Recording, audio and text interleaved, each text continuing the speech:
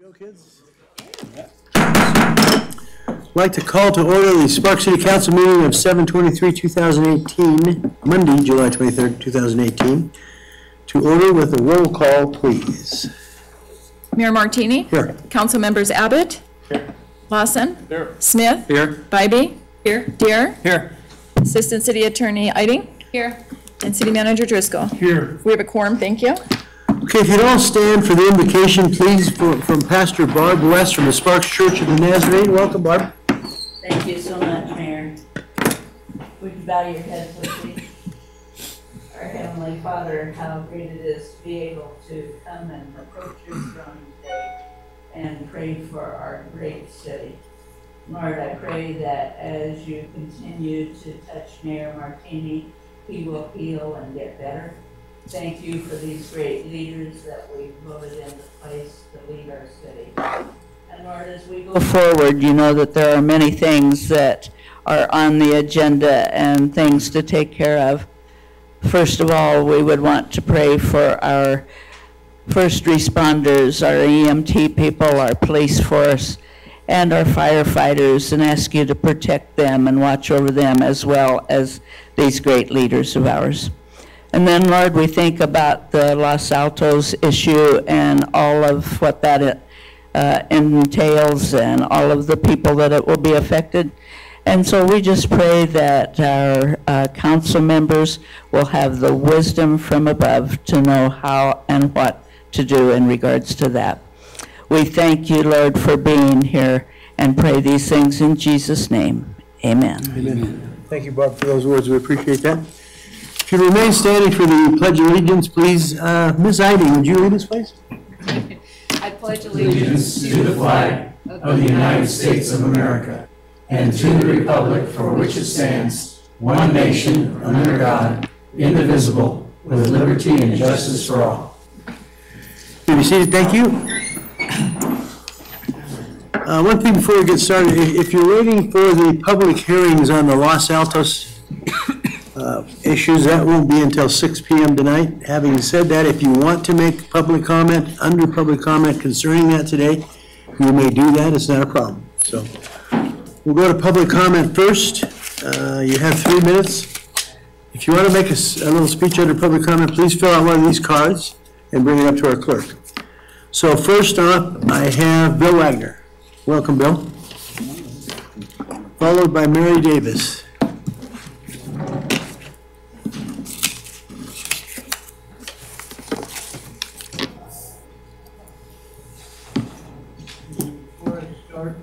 I just would like to thank the police officer who helped me. Bill, there you go. Now you're on. Oh, it's not on? Now it's on now. Oh, good, okay. I'd like to thank the police officer who helped me, and Julie, who also assisted me when I came in the door, fell down and cut my hand, no big deal. So thank you all, thank you both. Anyway, I'm here tonight. First of all, Mr. Mayor and City Council, for the record, my name is Bill Wagner, and I currently live in the Vistas. I'm here to talk about 2255 North Los Altos, PNC 18-0019 multifamily homes. As stated in the last meeting on the 9th about the City of Sparks taking care of homeowners in case of the following earthquake, fire, snow, rain, and mudslides. On Saturday evening, the 14th and the 21st of July, a very heavy rainstorm hit the area. Out in the landline telephones, which as a senior citizen I currently use. If the storms would have been lasted much longer, flash flooding, mudslides could have occurred, causing lots of stress to the homeowners because there was no emergency evacuation plan. Therefore, why add approximately 150 owners, renters, family members to your problem? This is why I'm asking you to please vote no on multi-family homes and yes on single-family homes.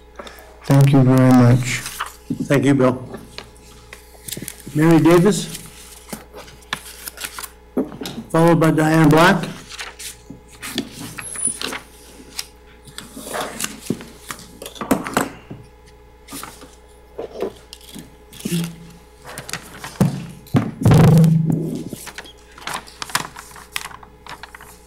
Mr. Mayor, City Council, the same junk cars are in the alleys, people parking in the alleys, living in the alleys, car alarms going off all the time at 2 o'clock in the morning, motorhomes in the alleys, and people think they can live in the alleys. People going 80 miles an hour on 7th Street, somebody's going to get hurt.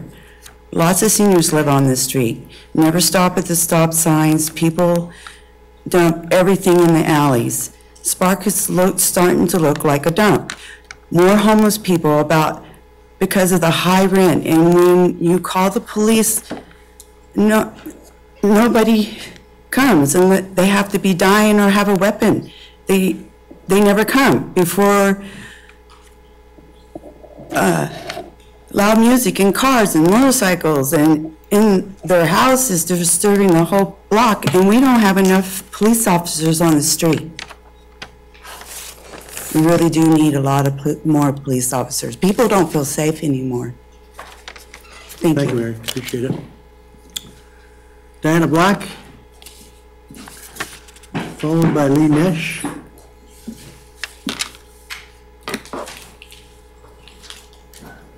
Council members, Mr. Mayor. My name is Diana Black. I've lived in Sparks for 21 years or more, and I've seen the city go downhill fast. Just what the other lady mentioned about the people parking in the alleys. There's no parking signs on the alleys, but everybody parks in the alleys.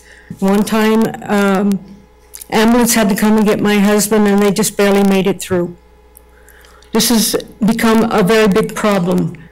And there was one motorhome that was parked in the alley off of F Street, and they're doing drugs out of the motorhome.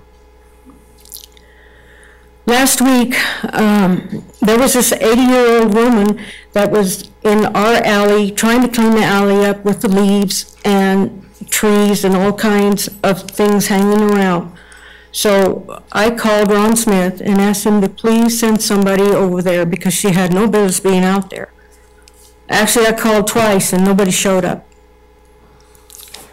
There's been a big problem for a long time, and I can't see anything getting any better. We have junk cars in people's backyards, and nobody's done anything.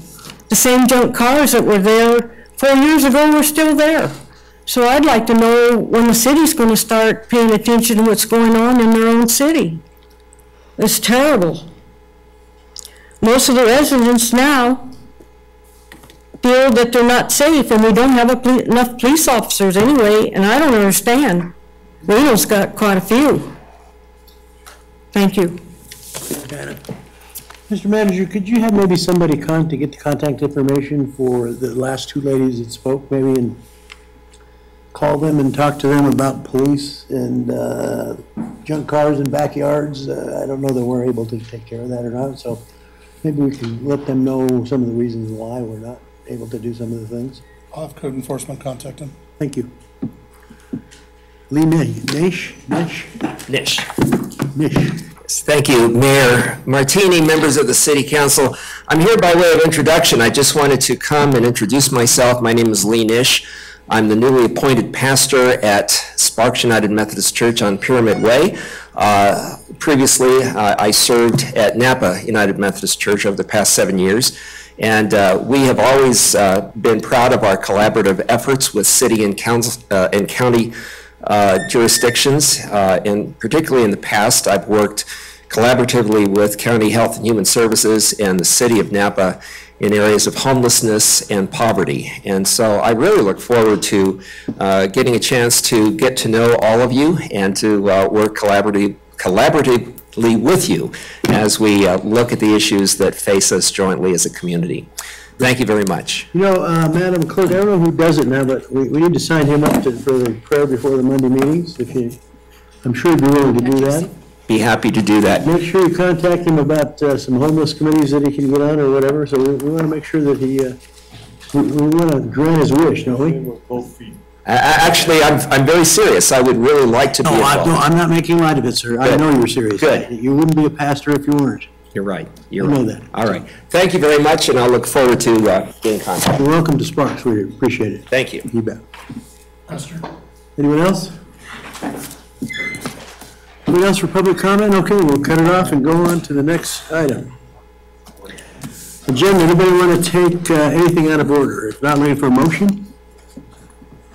Mr. Abbott. I'll move to approve the agenda. Mr. Smith. Second. Moved by Mr. Abbott, seconded by Mr. Smith to approve the agenda as outlined by staff. Any further discussion? Seeing none, please vote. Passes unanimously. Number 6, minutes 6.1, consideration and possible approval of the minutes of the regular Sparks City Council meeting of July 9, 2018. Any additions, deletions, or corrections?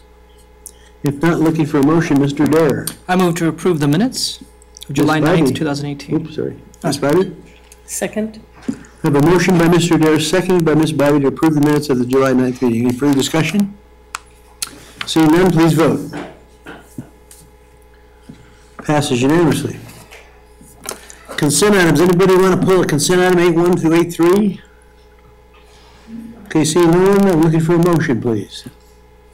Mr. Abbott. Move to approve consent items 8.1 through 8.3. Mr. Smith. Second. We have a motion by Mr. Abbott, second by Mr. Smith to approve the agenda, or the consent items 8.1 through 8.3. Any further discussion? Seeing none, please vote. Passes unanimously. Thank you. General business, 9.1. Consideration, discussion, and possible approval of the interlocal cooperative agreement, ICA AC 5493, with the Regional Transportation Commission, RTC of Washoe County, for projects included in the RTC's FY 2019 Program of Projects, POP. Go ahead, Amber. Mr. Mayor, members of council, Amber Sosa, Transportation Manager. I'm presenting today an interlocal cooperative agreement with the Regional Transportation Commission of Washoe County for projects included in RTC's FY 2019 Program of Projects, also called their POP. This is an annual agreement that we bring to this council every year and allows the City of Sparks and the RTC to work together on our regional roads. The RTC is here to provide a presentation on their POP, which details what they intend to work on in FY19. These projects include preventative projects to extend the longevity of our roads, rehab projects, capacity projects, safety, and signal timing, and more. And now I'd like to introduce the RTC and let them go with their presentation. Thanks, Amber. Lee, welcome. Mr. Mayor, members of the City Council, for the record, Lee Gibson, RTC Washoe County. I have with me today Brian Stewart, our Director of Engineering. He'll give the substance of the presentation.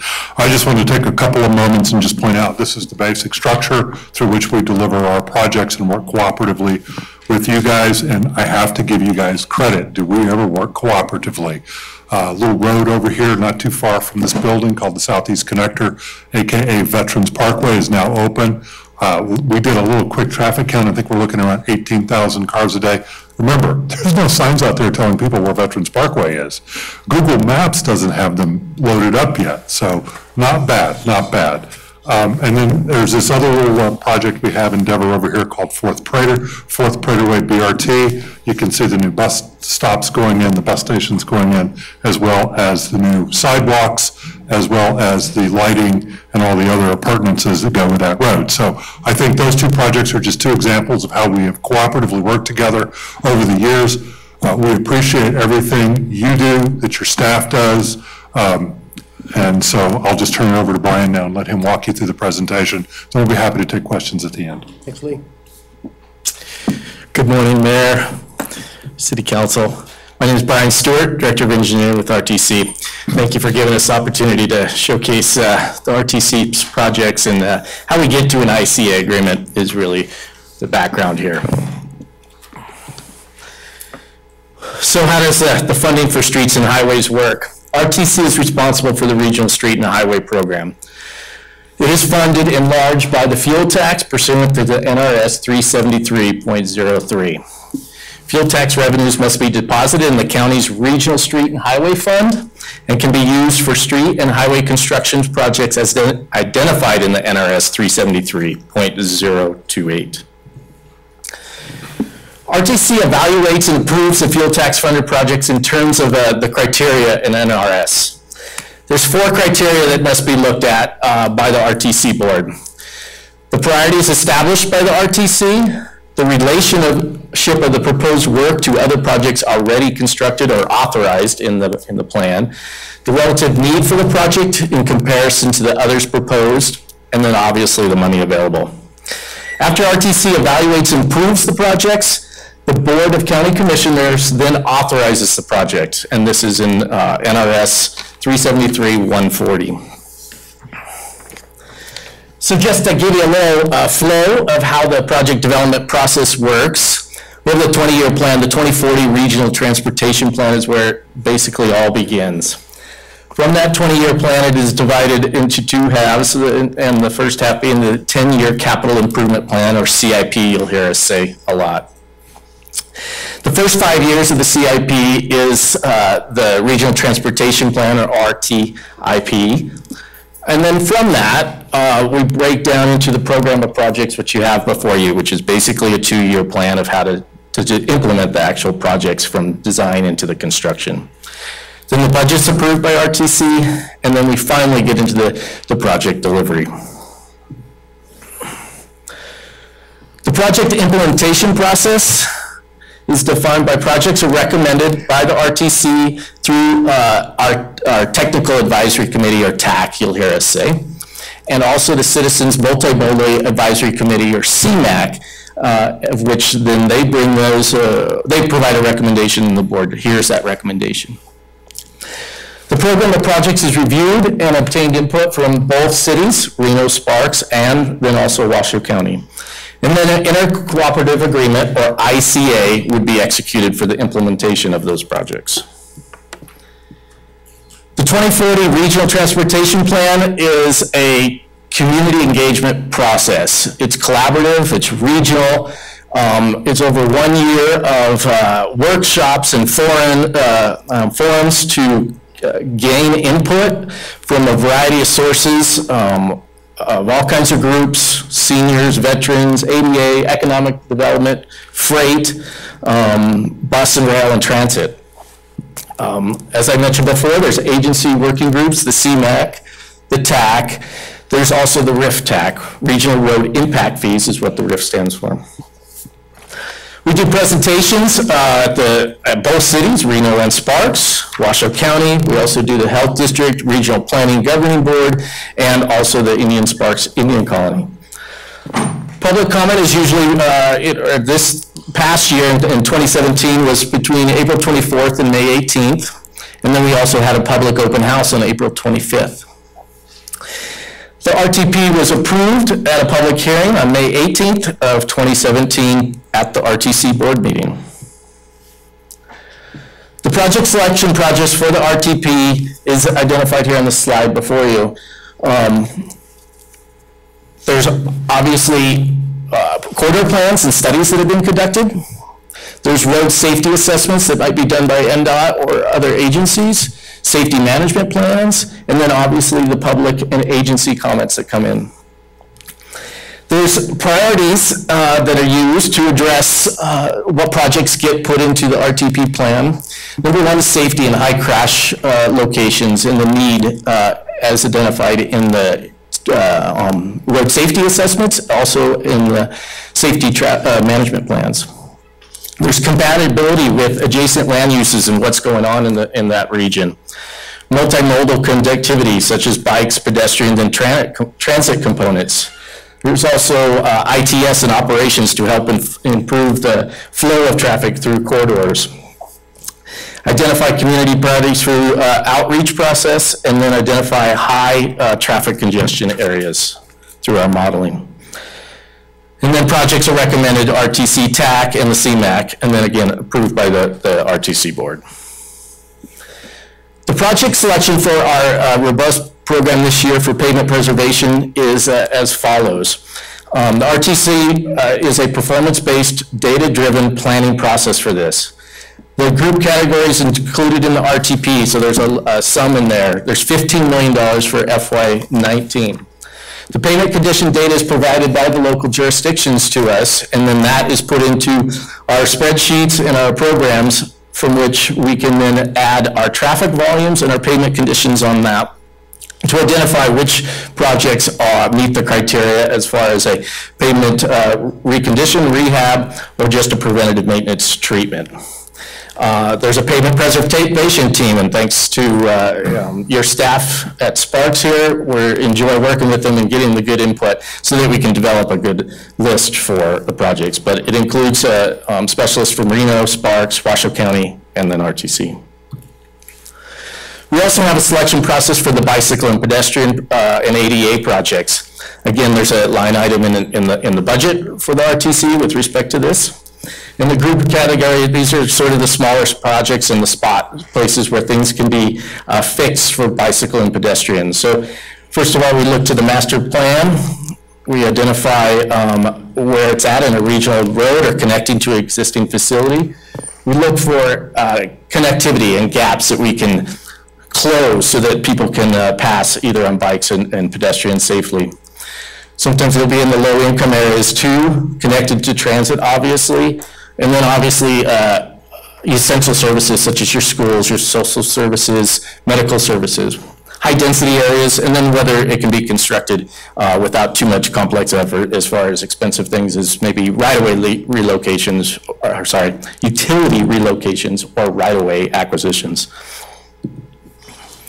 And then finally, we get to the Inter-Cooperative Agreement, the ICA. It's in 3 parts, so what does it do? It authorizes the RTC to design, engineer, conduct the right-of-way activities, and construct the improvements within the right-of-way of the jurisdictions. RTC's duties, as told in the ICA, it can either use consultants to design, permit, and construct, or it could do its own in-house staff. Also, we acquire the needed right-of-way, and then we pay for the project using either fuel tax, sales tax, RIF, or federal funding.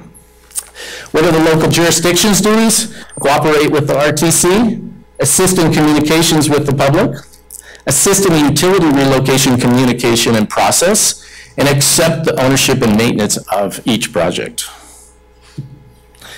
With that, I would conclude the presentation. Be happy to answer any questions you might have. Thank you, gentlemen. Any questions for Brian or for Mr. Gibson?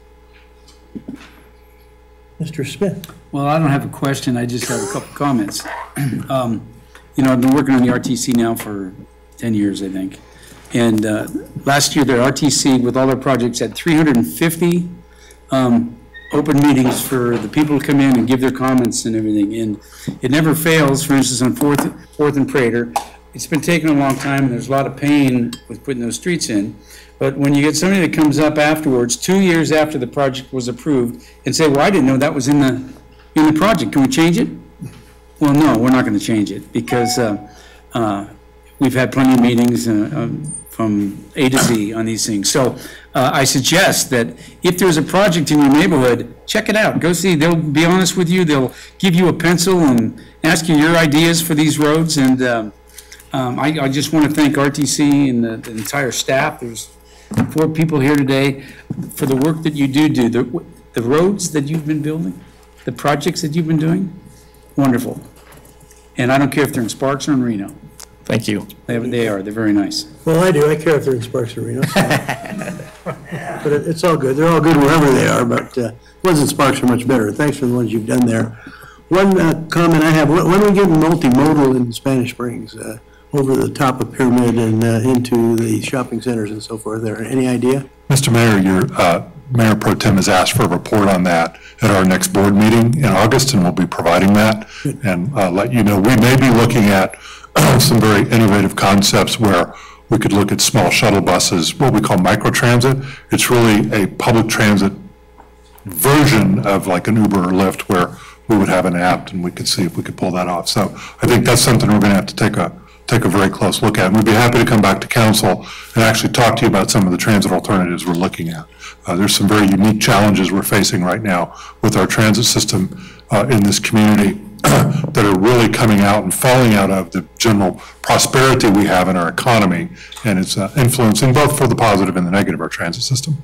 Well, I appreciate everything you've done so far, Lee, and you guys have done a great job, really, with the roads and multi-modal and all that good stuff. And, you know, thanks to Ron, who's done a good job on RTC and keeps pushing you and needling you to get things done in Sparks.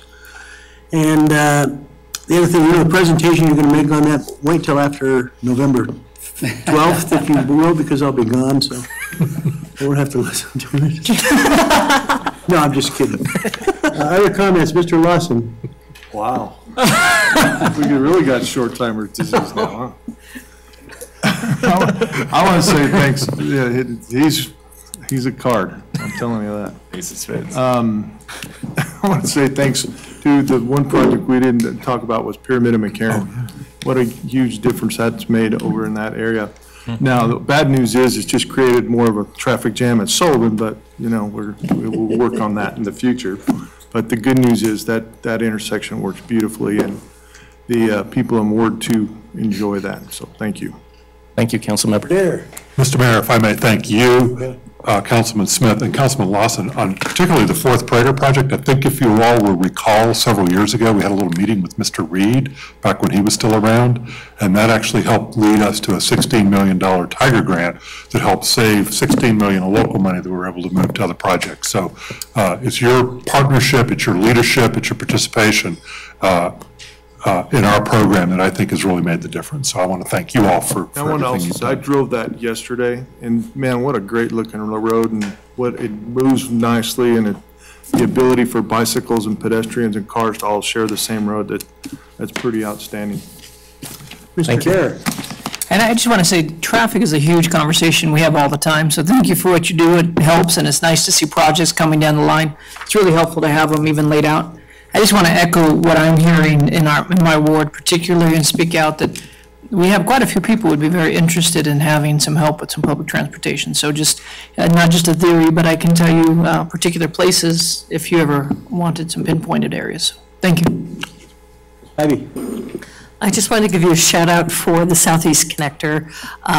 What an amazing new road. And if people haven't been on it, they need to just drive it. I unfortunately missed the ribbon cutting, but took a reroute when I landed the next day at the airport to specifically take it. And my husband and I drove it about a week ago just to drive it all the way to the end. And it is just it's tranquil.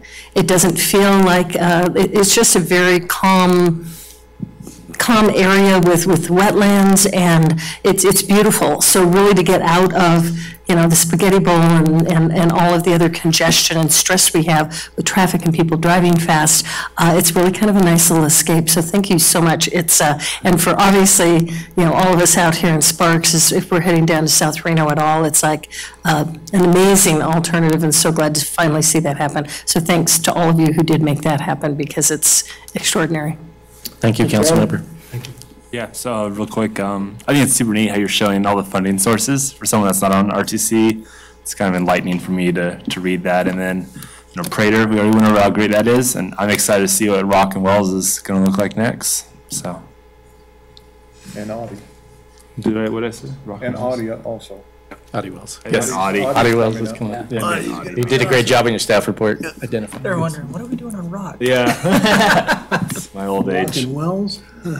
I'm in Audi corridor. Anyone else, any comments? Okay, gentlemen, thank you, appreciate it. Thanks, Mike, for coming, appreciate that. Thanks for the report. Mr. Malloy, thank you for coming too, appreciate it. Yeah, there's an action. Yeah. Possible. You're jumping again there, Bill, you up next? Mr. Mayor. 9.2, go ahead. Mr. Mayor, on 9.1, there is an agreement that you're being asked to approve or to consider. Oh, I didn't even, I'm sorry. We have action. So we need a motion to approve that. You're right, we got carried away with all the good comments. Okay, 9.1 is for action. Do we have a motion to approve 9.1? Mr. Smith. I move to approve the interlocal cooperative agreement with the Regional Transportation Commission of Washoe County, the FY 2019 program of project known as the POP. Mr. Dare. I'll second that. Moved by Mr. Smith, seconded by Mr. Dare to approve 9.1, the POP. As outlined by staff. Any further discussion? Seeing none, please vote. Passes unanimously. Thank you, Mr. Manager. I appreciate that. 9.2, consideration, discussion, possible approval of the reimbursement to the City of Reno for Spark share of contract AC 5494 with Savage and Son, Inc. for the construction of the Truckee Meadows Water Reclamation Facility water piping replacement Phase 3 project in the amount not to exceed $322,759.97. Go ahead, Mr. Drinkwater. Thank you. Mr. Mayor, members of council, Michael Drinkwater, Treatment Plant Manager. Excuse me. You have before you a request to approve the reimbursement for this project to the City of Reno. This is a capital improvement project that is in the Tumworth approved CIP. It is the third and final phase of our water pipe replacement project that's addressing the 3 different water systems we have at the plant. Some of the piping it's just at the end of its service life, so it has been being replaced over the last several years. In the first 2 phases, we'd like to conclude it with this one. As is customary, Reno bid the project. Savage and Son was the lowest responsive bidder. The prices came in actually a little bit lower than we expected, so Reno has already awarded the project, and we're asking for your approval of the reimbursement. Is this reimbursement our portion? Yes, sir. The 322 is the City of Sparks portion. Yes, sir. Okay. Questions for Mr. Drinkwater? Mr. Smith? Michael, did we upgrade or enlarge the pipe sizes at all? We just went with the same stuff? In some cases, yes. In most cases, it was replacement in kind as just end of service life. So this is all inside the fence, so to speak. You know, it's internal to the plant. We have 3 different water systems, so some of it addressing valves and piping and whatnot. In some cases, we did increase the size. What's the lifespan on these pipes? Typically, a pipe is 25, 30 years. If valves can be a little bit less if not maintained. You'll be gone by November, so you don't have to worry about that. That's good. Yeah. Well, they'll last till November. That's good. Any other questions? Okay, looking for a motion. Mr. Smith. I move to approve the reimbursement to the City of Reno for Sparks share of the contract AC 5494 with Savage and Son Incorporated for the construction of the Truckee Meadows Water Reclamation Facility, water piping replacement Phase 3 in the amount not to exceed $322,759.97. Easy for you to say. I know. Mr. Abbott. Second. Okay, we have a motion by Mr. Smith, seconded by Mr. Abbott to approve agenda item 9.2 as outlined by staff. Any further discussion? Seeing none, please vote. Passes unanimously. Thanks, Michael. Okay, let's move on to 9.3, consideration, discussion, possible approval of a cooperative local public agency agreement, AC 5498, with the Nevada Department of Transportation, NDOT, for a grant for the Regional Trail Retaining Wall Project. Amber, go ahead. Amber Sosa.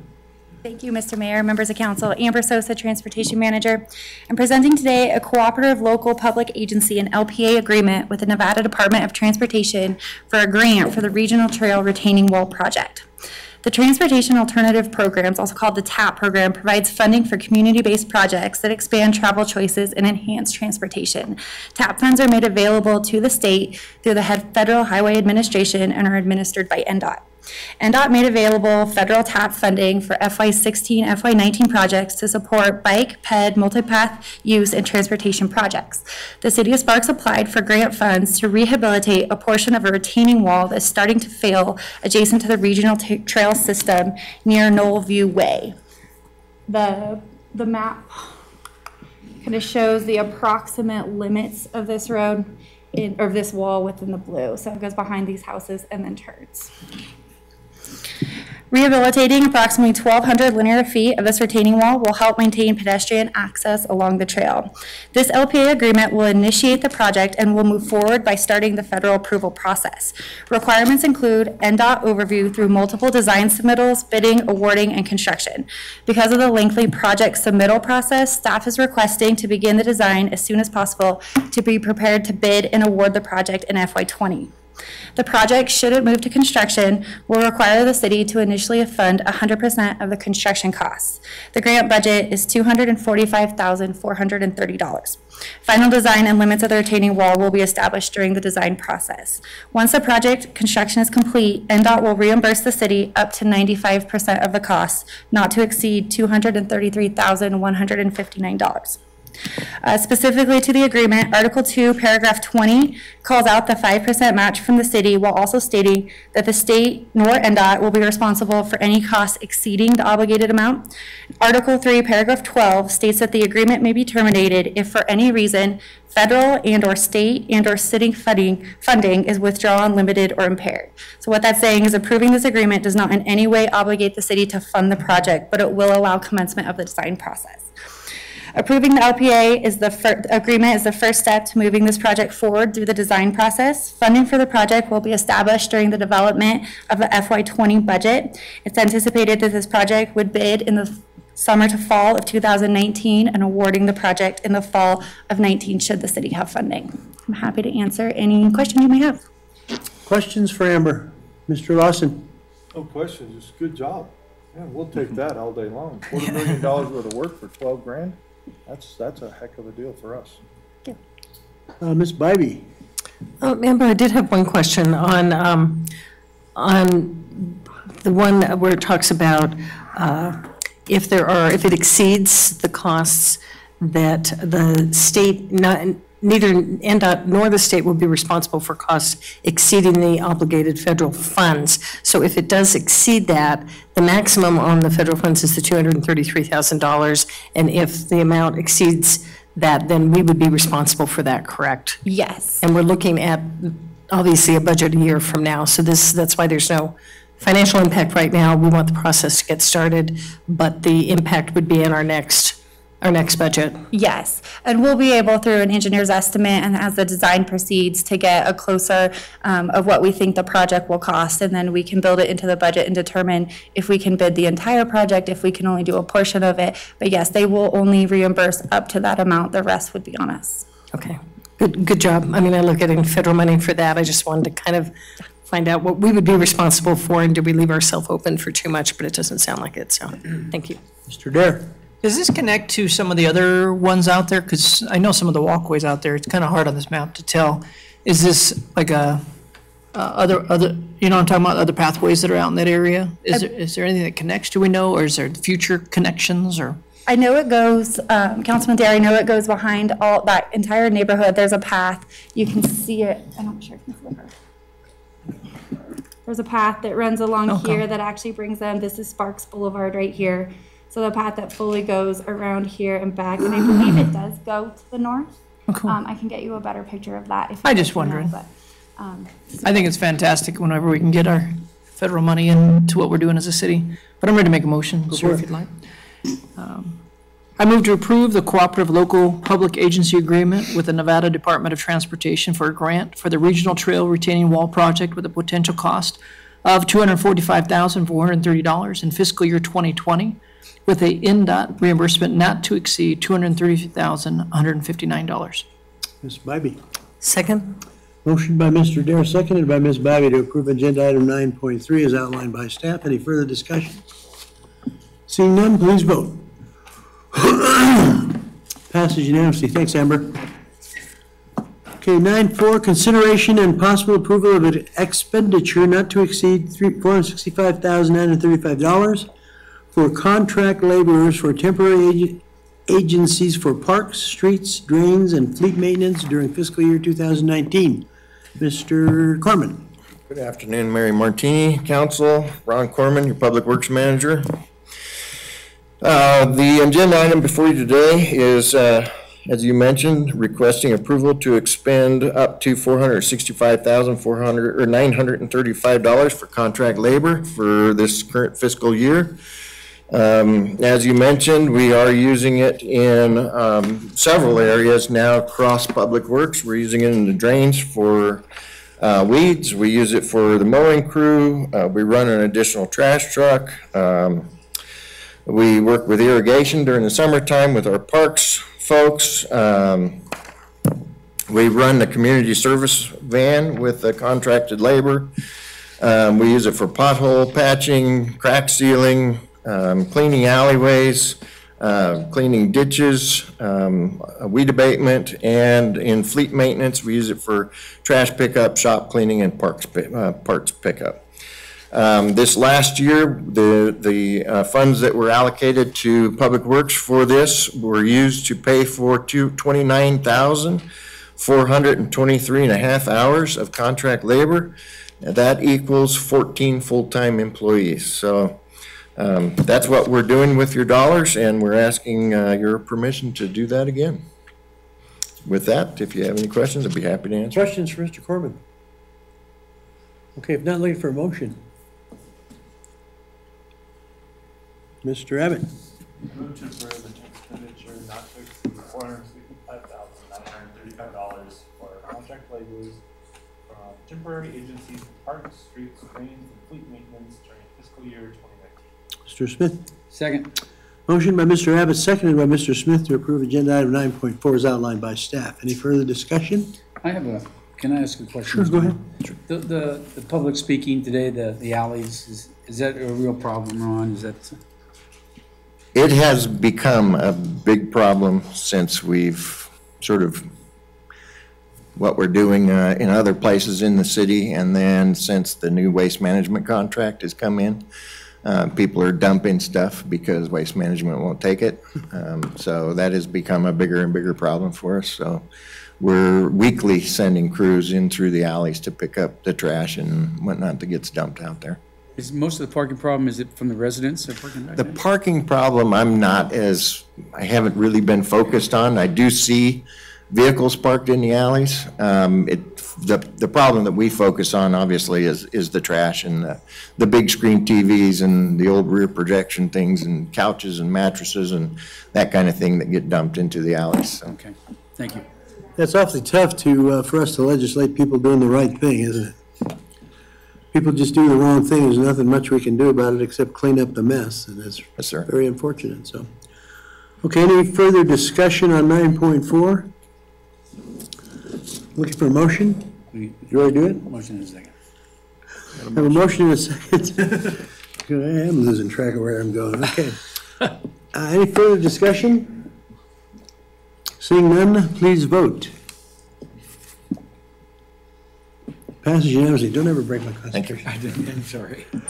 Okay, 9.5, consideration, discussion, and possible approval of impact fee agreement number 28 AC 5496 with Lennar of Reno LLC to allow for participation and use of credits in impact fee service area number 1. Mr. Speedhump. Thank you, Mayor, City Council members. John Erickson, City Engineer, for the record. As the Mayor alluded to, this is the impact fee agreement number 28 with Lennar Reno LLC in the impact fee service area number 1.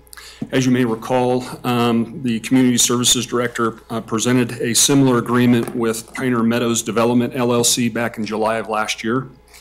The impact service area number 1 has a capital improvement plan. There's basically 4 major components to that plan.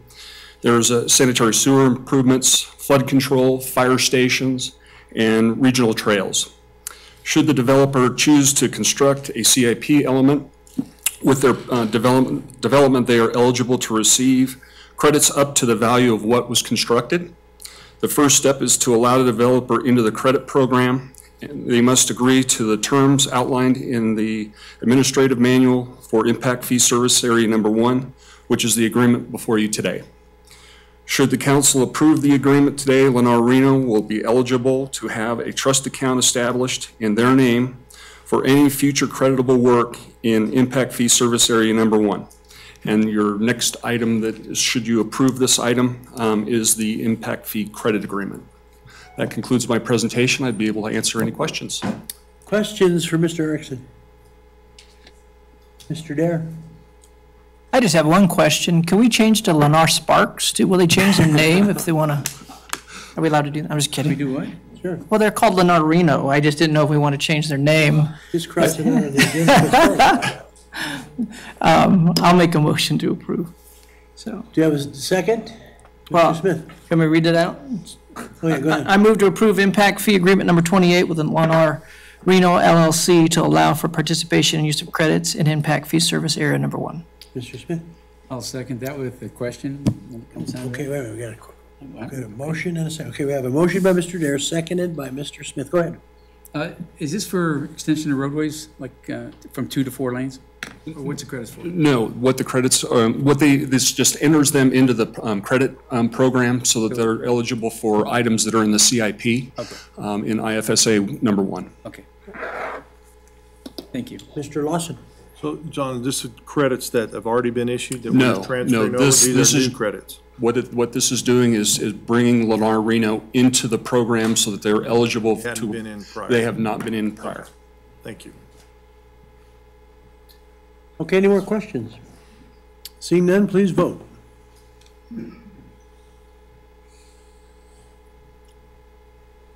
Passes unanimously. 9.6, consideration, discussion, and possible approval of impact fee credit agreement number 24, City of Sparks and Lennar LLC, including 93,345 in impact fee credits that have been used for future building. Go ahead, John. Thank you. Thank you, Mayor, City Council members, John Erickson, City Engineer for the record. As the Mayor indicated, this is an impact fee credit agreement number 24 between the city and Lennar Reno LLC. Similar to what the Community Services Director did last year, there was an agreement similar to this for Pioneer Meadows where the regional path was constructed on the south end of the project, where I believe that Councilman Smith and Councilman Derry, you guys regularly jog out there, so.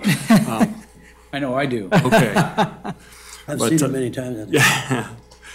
As I mentioned, the impact fee agreement for Pioneer Meadows came in the first part of August of last year, and against a very similar agreement that we're doing today.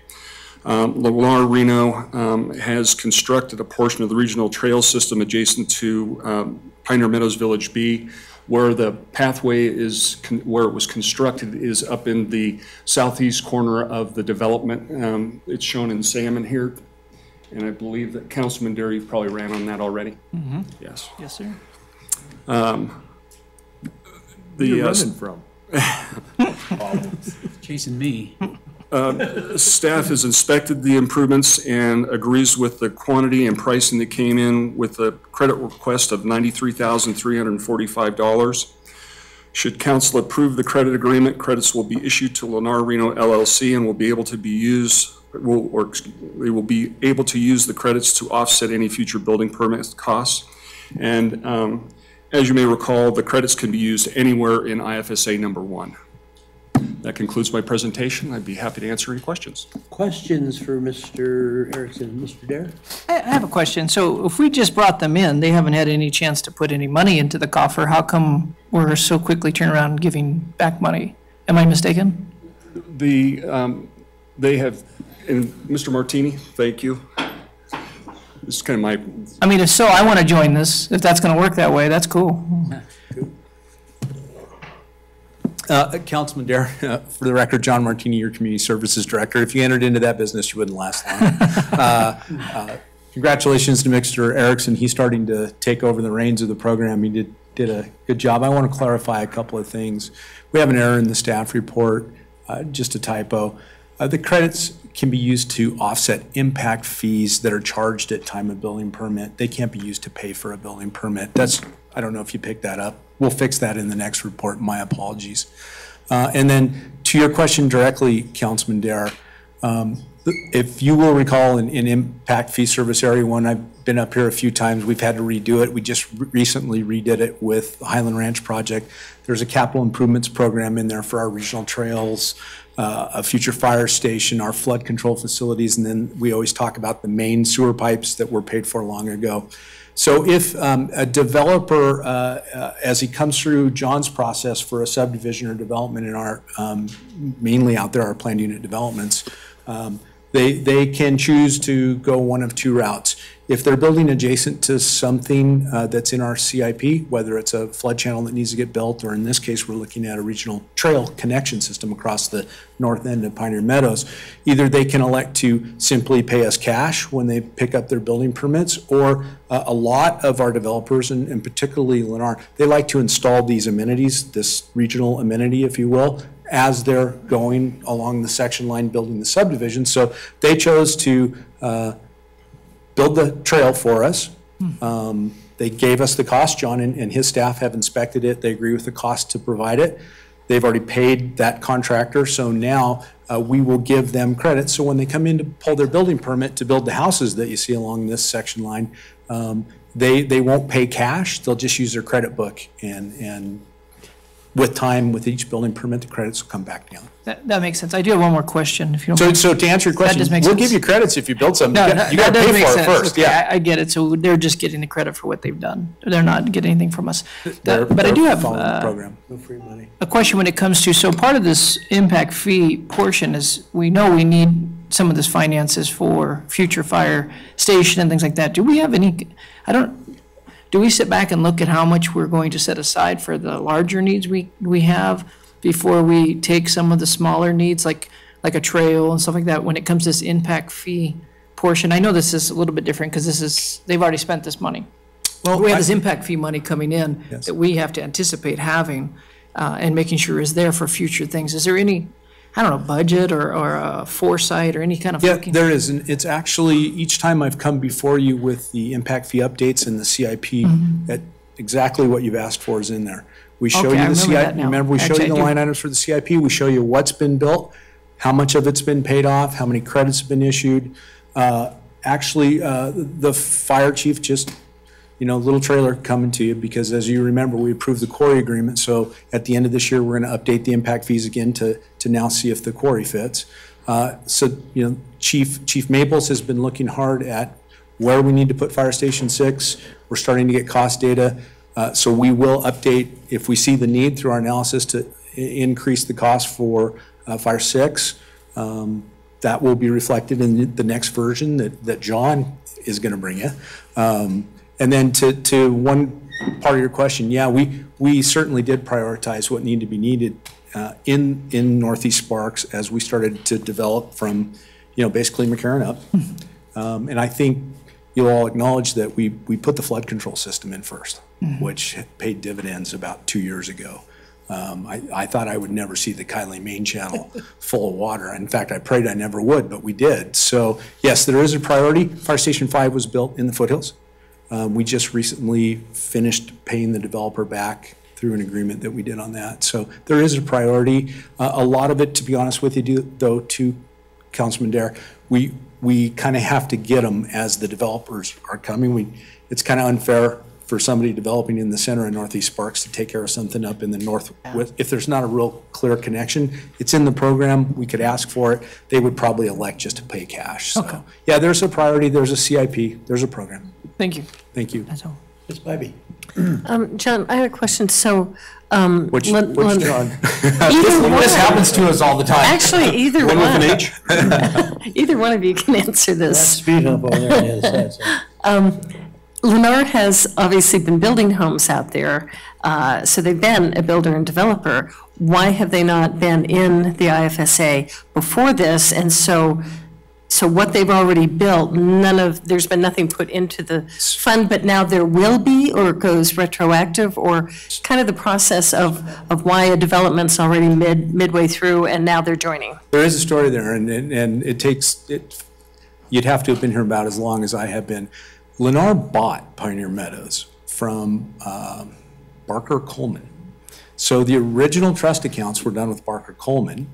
Lennar's been using them. In this case, they chose now to start a trust account under their name, because I think those old agreements with the takedown and the property purchase, the existing trust accounts that were done under Barker Coleman are now coming, their balances are going to zero. So I think Dustin at Lennar chose to open a new agreement under Lennar Reno LLC. It'll probably be the last one they do.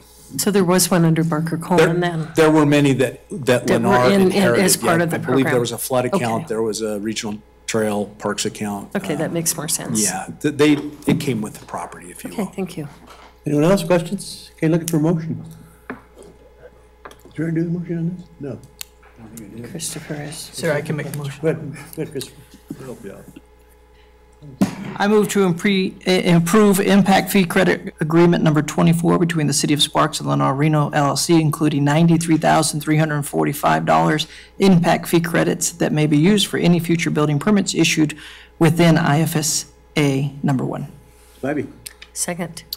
Motion by Mr. Dare, second by Ms. Bybee to approve 9.6 is outlined by staff. Any further discussion? Seeing none, please vote. Passes unanimously. Thanks, John. Yep. And John? 9.7, consideration, discussion, possible approval of City of Sparks sponsorship of an amendment to the 2012 Truckee Meadows Regional Plan to relocate a regional utility corridor crossing the Wild Creek Golf Course property. Go ahead there, Jimmy. Good afternoon, Jim Rundle, Planning Manager. In 1997, the Regional Planning Governing Board established a Regional Utility Corridor Citizens Advisory Committee to consider and designate regional utility corridors in the Truckee Meadows Regional Plan. In 2008, the City of Sparks, Washoe County, and City of Reno sponsored an amendment to the regional plan to replace that report with official policies that were in the 2007 regional plan. Those policies were carried forward into the current 2012 Truckee Meadows Regional Plan. The Washoe County School District is in the process of purchasing the land at 3500 Sullivan Lane, the Wild Creek Golf Course property, to construct a high school on the site. Their preliminary site analysis has identified where the school facilities would be most appropriately located. The location is underneath the existing electrical transmission line that is in a utility corridor as identified in the 2012 regional plan. I'll put an attachment or an exhibit on the overhead, and it should be included in your staff report as well. That's for the next meeting, I think. That works. Is it opening? Not yet.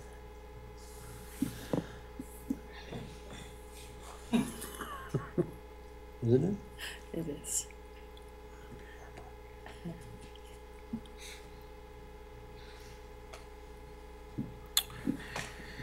Construction of structures in the designated utility corridor is prohibited by the regional plan, and so this request would be moving the utility corridor and the existing transmission line. The blue line represents the current existing utility corridor and the transmission line.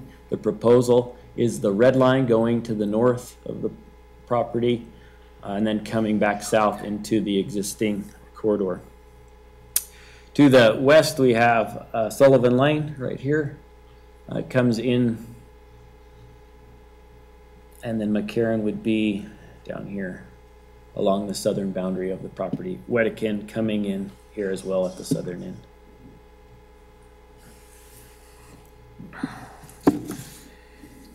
The Regional Planning Commission may consider amendments to the regional plan any times it finds the proposed amendment necessary to the health and welfare of the community or substantially benefits the community in general.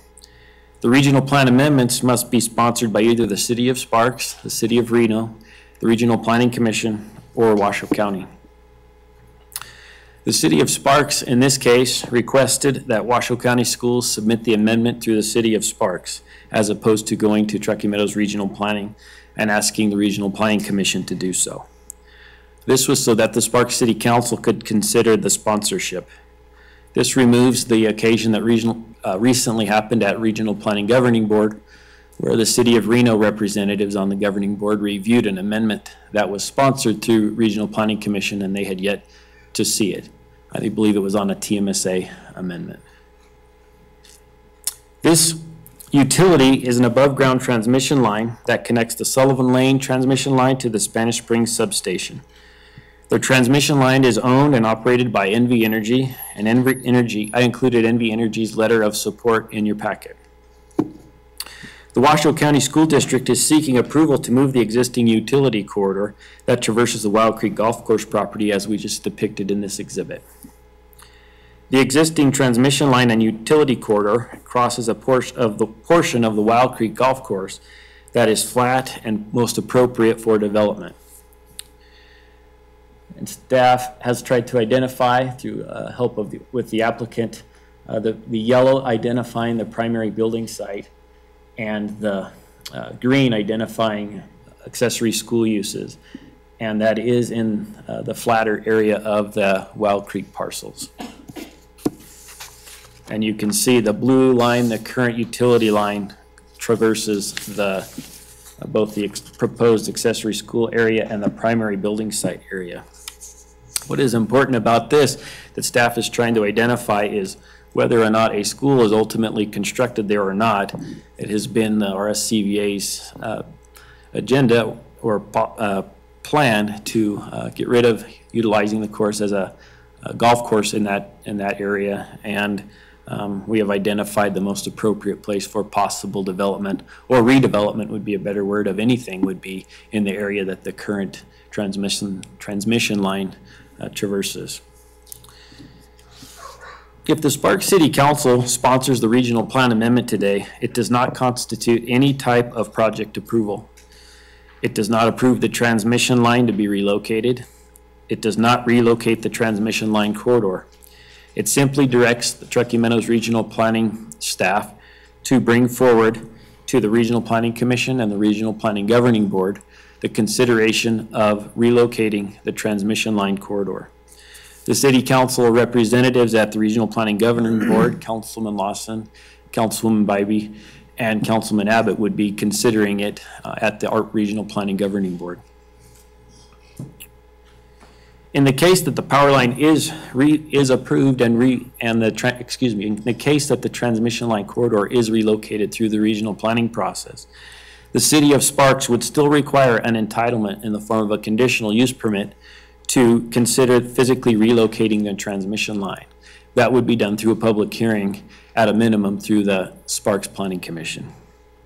Construction of a high school at this respective site would also require a conditional use permit for construction on an area with slopes exceeding certain parameters. Again, this hearing today does not constitute any approval of any project, just direction to Truckee Meadows Regional Planning staff to move forward to the Regional Planning Commission the consideration of relocating the transmission line corridor. Because the relocation of the utility corridor provides for more flexibility or redevelopment of the Wild Creek site, the Sparks Planning Commission forwarded a recommendation that the City Council sponsor this amendment. That concludes my presentation. Questions for Jim, and I have one quick one. We're not approving any projects today, are we? Correct. Just want to make sure everybody understands that. We're just voting on moving the transmission line for anything that might occur there, whether it's a school, whether it's another golf course, or whatever it might be in the future, airport, whatever, it might be anything. So we're not approving any project. Correct, and it would be to sponsor the consideration of relocating just the approved corridor, so where it ultimately should go. It wouldn't even necessarily approve the line to be constructed over there. That would be a subsequent conditional use permit. A lot more meetings to go to get this completed and done. Mr. Smith. Thank you, Mr. Mayor. Jim, if this gets approved, and whenever it happens, who's paying for this? I believe that the school district would, but the NV Energy has a representative here in the audience today, and there's a representative from the Washoe County School District if the mayor chose to maybe have one of them answer that question. Could sure. Come on down and.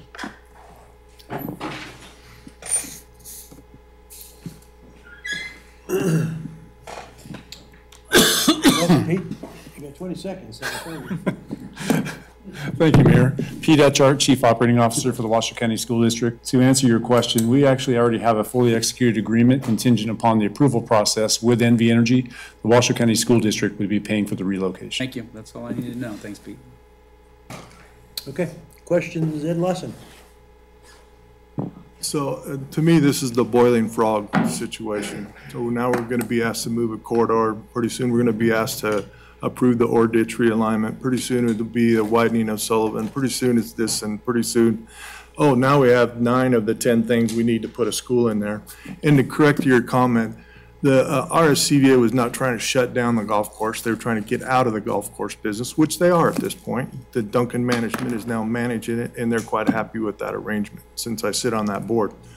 So I can't approve it. None of the neighbors want it, never have wanted it. Sparks hasn't been consulted on any part of this, and this is the first time we've seen it as a city council for the high school.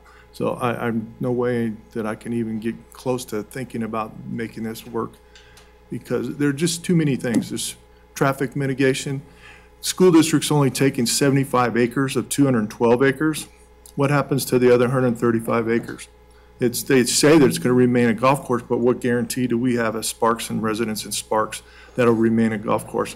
Is Washoe County going to put in the $6 million to refurb the golf course, to redo it the way it would make it, be playable and still keep the executive court, the driving range, all the other things that they talked about?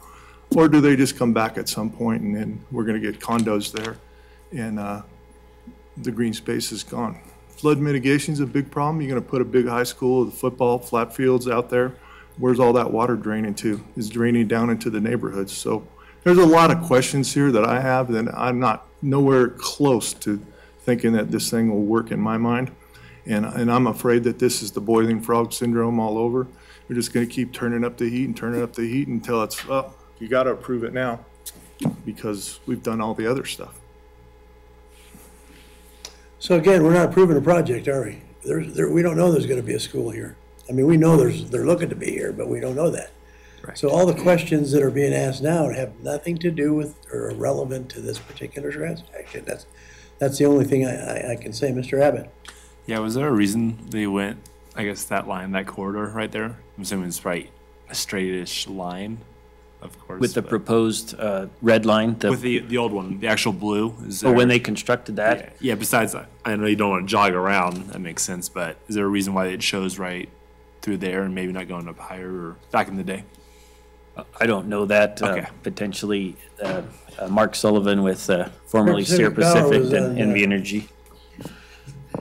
Thank you, Mr. Mayor. Mark Sullivan. Enlighten us, Mark, would you please? With NV Energy, actually, but that's some old school Sierra Pacific. Yeah, you know what, in my experience, I've only been at the power company for 15 years, so I'm kind of a new guy there. But my experience of working with engineers is the shortest distance between 2 points is a straight line.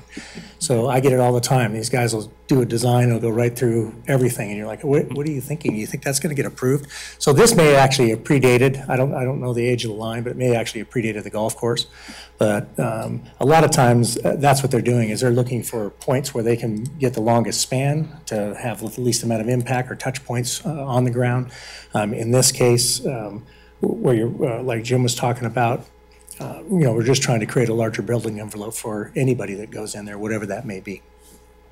Kind of like the City of Reno building a golf course over the right-of-way or the proposed right-of-way for the Tahoe Pyramid Lake or Southeast Connector, right? Same thing, straight line. Mr. Dare, I'm sorry, Mr. Dare. So, I mean, we know this is a contentious conversation, and it has a lot of. It'd be nice to look at the whole piece of everything so we can make a decision. My concern, actually, if we don't say yes, and this, let me just say this out loud, is that then we're passing the buck of something that's in our jurisdiction, and now we don't get to keep looking at it. Whereas, because if this is, it's going to continue to move forward, and somebody else is going to push it forward, and it's going to be with their conversation, with their staff, instead of our own staff. Am I correct on that? I mean, you can't know what somebody else is going to do, but if we say yes to this, then it stays within our staff, and we get to know what's happening in our jurisdiction, right? I'll attempt to answer that, Councilman Dare. If the Spark City Council were to say no, and Regional Planning Commission or the City of Reno or Washoe County could propose the same amendment request to Regional Planning Commission, Regional Planning Governing Board, your staff would still review the entitlement, assuming it got approved that way through the governing board. Spark staff would still review the conditional use permit for the construction of the line. Because I think for me, what I would like to see, I'd like to see the whole thing. How is this going to affect traffic? How is this before? I mean, it'd be nice if we could look at the whole picture of all of it so we can make some formal decision. But we don't have any of that information, and we're not approving a project right now. Correct. So with this is just a moving forward of making this so. I don't know. For me, I don't know that it makes sense to say no to this. I get the idea of the, slowly boiling pot, but I don't think this is enough information to know what to do, I think, as a region. That's the same. Ms. Bybee. I think the most important part for me is that moving that transmission line makes sense for opening that plot of land for whether you support the school or not. And I'm not going to make a statement on that at this time because that's not what we're considering. To move that up there takes that out of the middle of flat developable area that could be used for multitude, not just high school. If the high school doesn't happen there, it could be for something else. And whether that's housing, whether it's the golf course stays, it also, I think it benefits anything on that piece of land by moving the transmission line north, because no one, whether you're in a home or condo, there's concern, when those major power lines are right over the top of a development. So I think the fact that moving that, I think, is a wise move to mitigate, the current location of the power lines, and makes more sense for that property to have more potential to be whatever it's going to be. And I can't say at this time what it will be. So it's, I support this just makes sense to me. Thank you. Thanks. I think you grasped what's going on here. We don't know what's going to be there. We won't know what the traffic counts are or how it's going to affect traffic and that kind of stuff because we don't know what the project could. I mean, we have in our minds what it's probably, we think it's going to be, but we have more cracks at this down the line, do we not? Yes, sir. This is not the end of the hunt here for this particular project if we're talking about a school, or is it? Mr. Mayor, if assuming this were sponsored and the Regional Planning Commission and Governing Board chose to approve the relocation of the transmission line corridor, the transmission line construction and construction of a school would both require a conditional use permit. They may very likely come through on the same meeting, if not bundled together. But there would be that opportunity for the Planning Commission, and of course, the City Council could call that item up to be considered at the council level as well. So to me, this is the right thing to do for our region or whatever's going to be here, just in case it's not a school. It could be something different. And then this is a done deal and it's over with as far as whatever gets to be put there. And I haven't made up my mind whether that's the school there is the right thing to do either. But having said that, I think moving the line is the right thing to do. Any other comments, questions? Okay, looking for a motion. Ms. Bybee. I move to approve the City of Sparks sponsorship of an amendment to the 2012 Turkey Meadows Regional Plan to relocate a regional utility corridor crossing the Wild Creek Golf Course property. Have a second? Don't be bashful, kids. Mr. Abbott. I'll second it. It's been moved by Ms. Bybee, seconded by Mr. Abbott to approve agenda item 9.7, which would be to sponsor an amendment to the regional plan to the Truckee Meadows Regional Planning Commission. Any further discussion? Seeing none, please vote.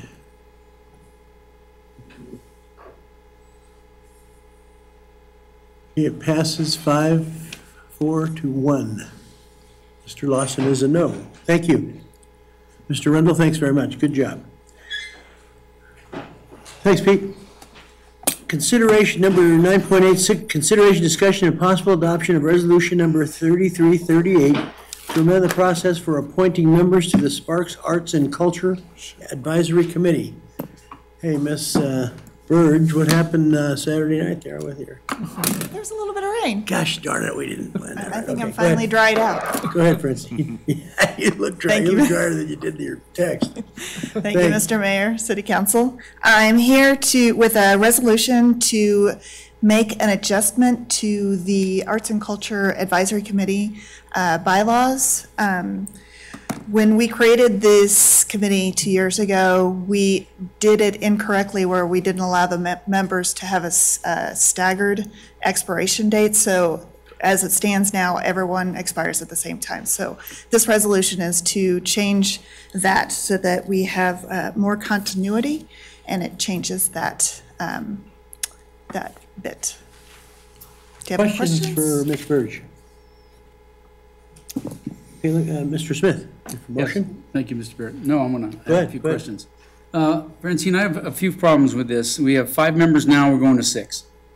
No, we're staying with 5. We had one person resign, and so we are finding another person for that spot. And that's the person with the expertise in humanities. Okay. How many members of the committee live in Sparks? How many members live in Sparks? As it stands now, off the top of my head, I think 2 Okay. out of the 4. Okay. On the membership part, it says, the Sparks mayor shall make appointments to the ACAC. Members shall be residents of Washoe County and will be selected on the following criteria.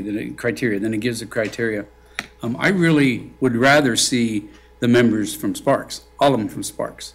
Or if we have 5, and it says right here it's 6, so a total of 6 members will make up the ACA. Oh, you know what? I'm thinking of myself as the non-voting staff member. Okay, so you're a member, but you're non-voting. Right. Okay, so I would suggest that the majority be from Sparks. If it's 3 or 2, no more than 2 from another, from the county or from Reno, because I think most of them are from Reno, aren't they? Well, we have that opportunity with the person coming on, this 5th person. I'd like to see it in the bylaws here. The reason we did set that up that way is that because it's a new committee, and we know that a lot of people in Reno have a greater amount of arts experience, we wanted to cast a wider net, especially in the first couple of years, so that we could get people that actually have more experience working with arts organizations. And most of those organizations are housed in Reno, and that's the only reason. So everyone that has, that's on the committee is geared to what's best for the city of Sparks and its residents. No, I understand that. I know that you have to have something in an arts degree or whatever it happens to be. I just don't think, I think we have 100,000 people in here, and we can fill it with people from Sparks. That's one man's opinion, and I didn't think we had anybody from Sparks in that committee. Oh, no, that's not true. Okay.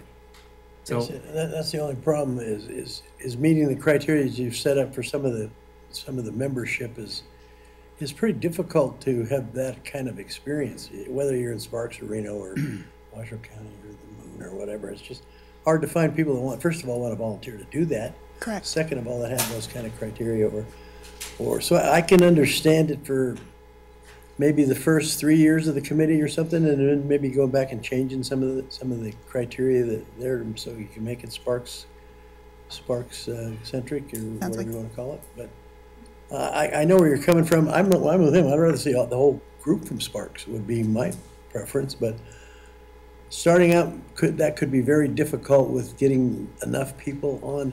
First of all, we haven't had any experience or looked at an arts commission for how many years has it been since this could have gone on, and we have no experience at all in the city about doing arts and stuff. So therein is the problem I have. Like he said, I'd rather have them all from Sparks if we could do that, but finding somebody to volunteer first and then having the experience that we're looking for is difficult to know about the arts.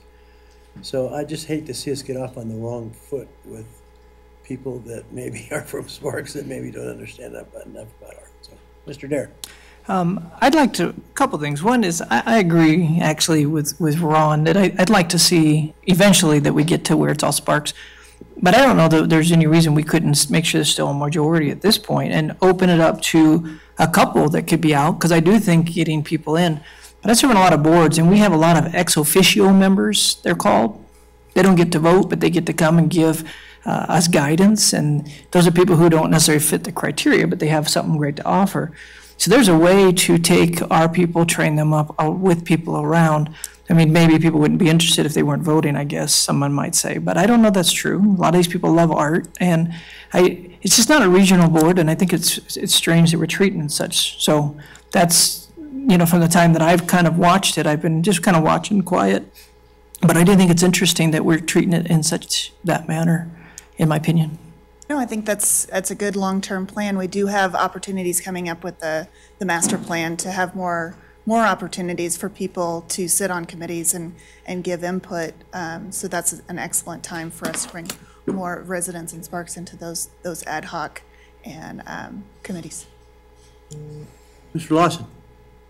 I could get what you're saying. I think we had put in this, that we have a weighted, if you're a Sparks resident, you get more consideration than any other resident. And that way it That's a good allows you idea. to move towards an all Sparks committee in the future. That way we get it done, at least get started and figure out what we're gonna do in the future is to make that all Sparks. As I don't believe that Sparks has a lack of people that want to be involved in the arts. Ms. Bybee? I appreciate, Francine, where you're coming from, and having worked with the EDON Arts in Business Awards last year and now this year again, I don't know as much about I mean, I really, my information and my background in art is not in art, so I've been amazed at the people that I've met through that program, and seeing just how many people in this community of Northern Nevada have extensive art background and history. And to get us started, I think this was the right thing to do, because we needed that expertise. We needed that people who have been here and been involved to kind of give us a stronger foundation. I'm wondering, as we're looking at the two members, that we're going to change the expiration date, could we look at on the performing arts and then the visual arts and then humanities? But performing arts and visual arts are two people, and we're going to have one term expire this year and one expire next year. Could we take, I don't know how you're deciding on those, but could we keep the people who are from Sparks still on for that additional year, because I'm guessing that's random on who you decide would expire in 2018 and who would be 2019. Could we make sure that if we've got two Sparks people, that we could make sure that they stay there, and then encourage through community outreach, more Sparks residents to apply? I would love to see a majority. I'm okay with us not having all Sparks unless we move forward and we see that we have the people with the talent to, and the experience that we could be all Sparks, ultimately might be our goal. But I think majority, I would like to see majority if we could, and if we could keep our Sparks people on there for that extra year, that would be my suggestion. Mr. Dare? I just want to ask, so in this particular thing, if we okay this, can we ask for some, I just want to make sure, because we can't make changes to this. This is either agree or don't disagree, correct?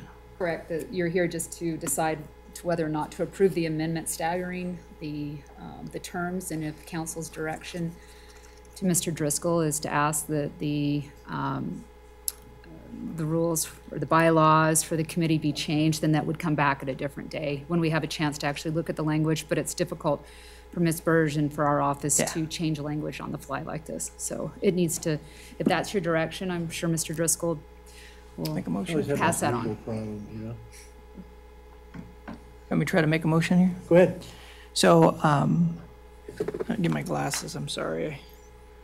I'm getting older. You guys hanging out with these guys, I'm getting older, check it out.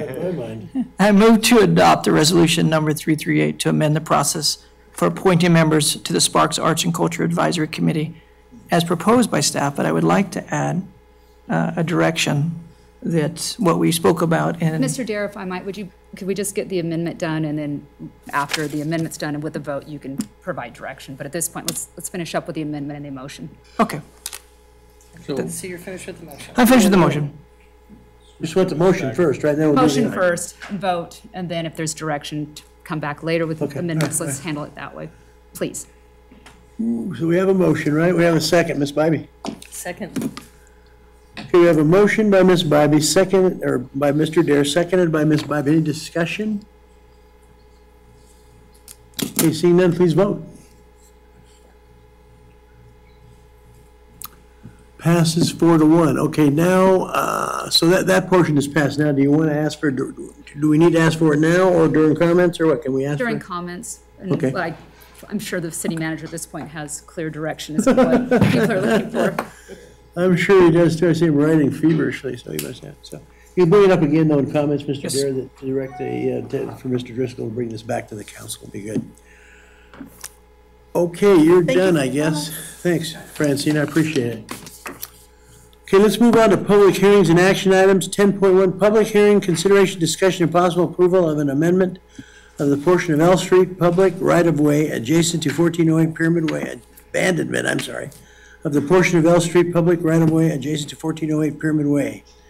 Go ahead, Mr. Erickson, yes. Thank you, Mayor, City Council members, John Erickson, City Engineer for the record. The city has received an abandonment request from AB Living Trust to abandon a portion of L Street. There the address is 1408 Pyramid Way. Just a little history on why we're here today is in 1957, Dr. Albert and Vicki Demers purchased the property there at 1408 Pyramid. At approximately 1966, they installed an underground pool, and to secure the pool area, they built a block wall and a fence around to secure the pool. Unbeknownst to them, they built the wall in public right-of-way. They just recently determined that. And so the trust applied for an abandonment on April 27th.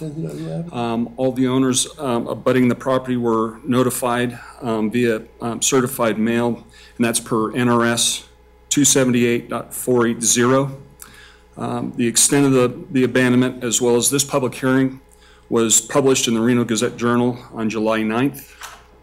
The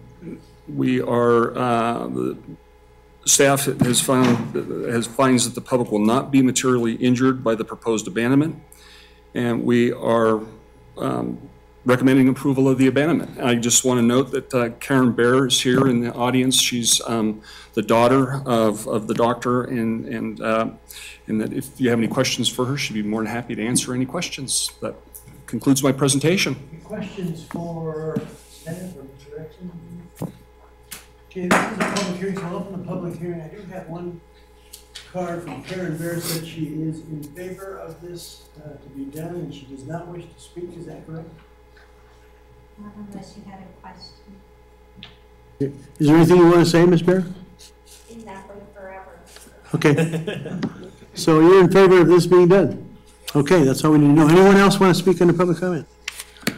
Okay, I'll close the public comment, bring it back to council for action. Looking for a motion, Mr. Abbott. Motion.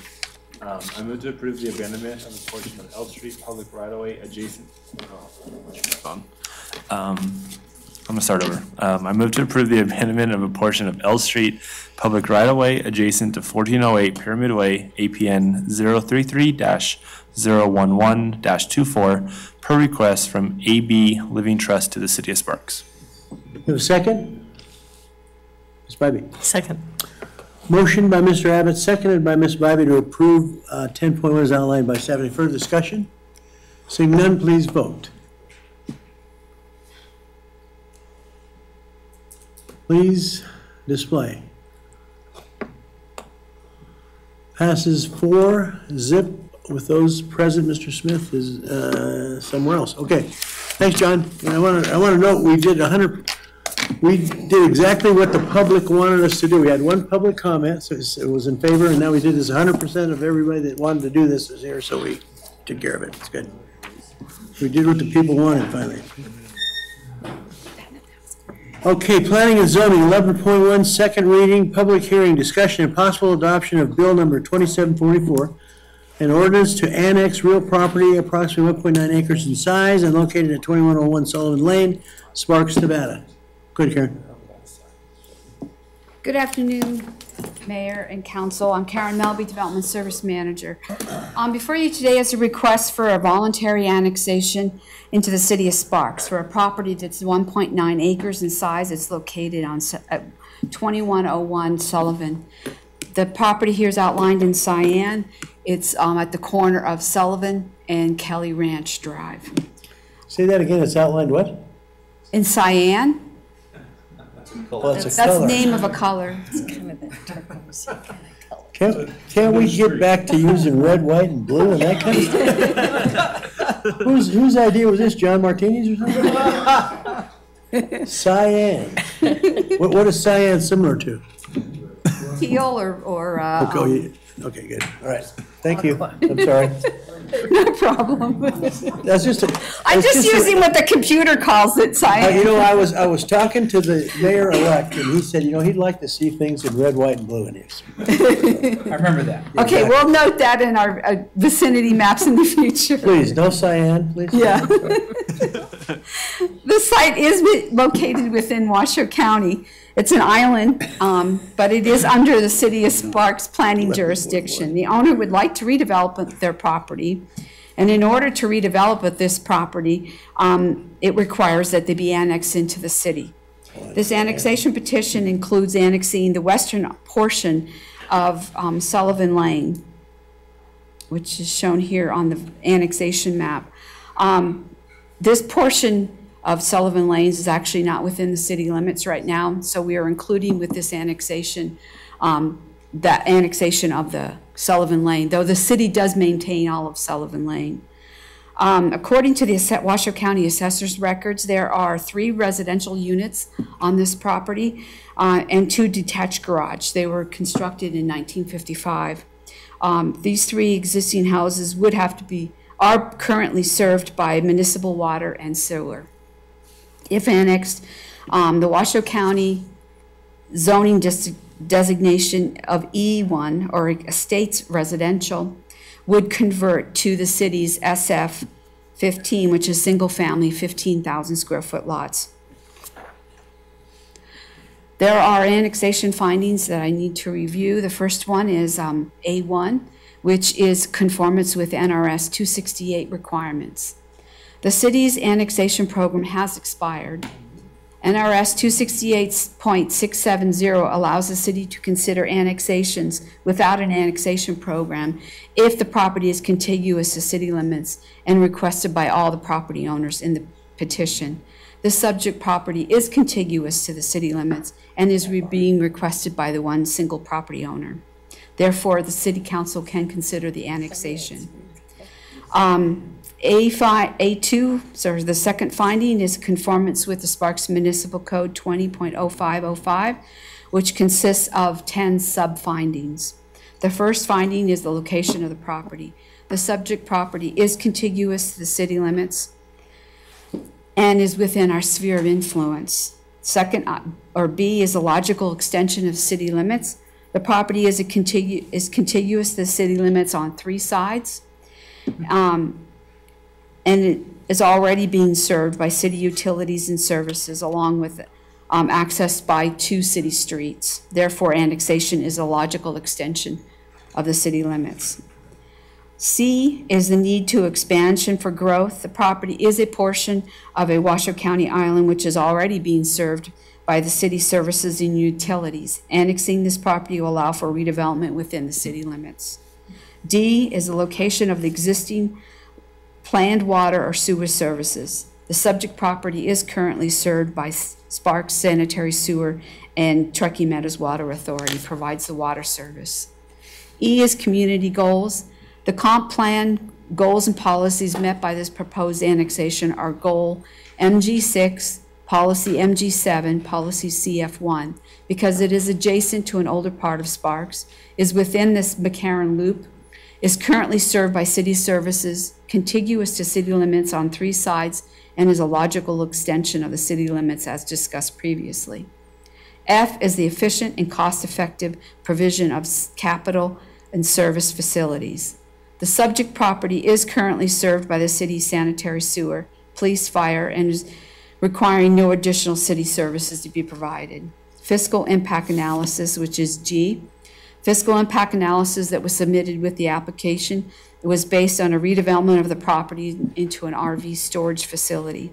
The fiscal impact analysis estimates that the redevelopment of this property as an RV storage will generate a cumulative positive impact on the city's general fund of approximately $15,000 over a 20-year period of the city's general fund. H, which is Washoe County Community Management Plan.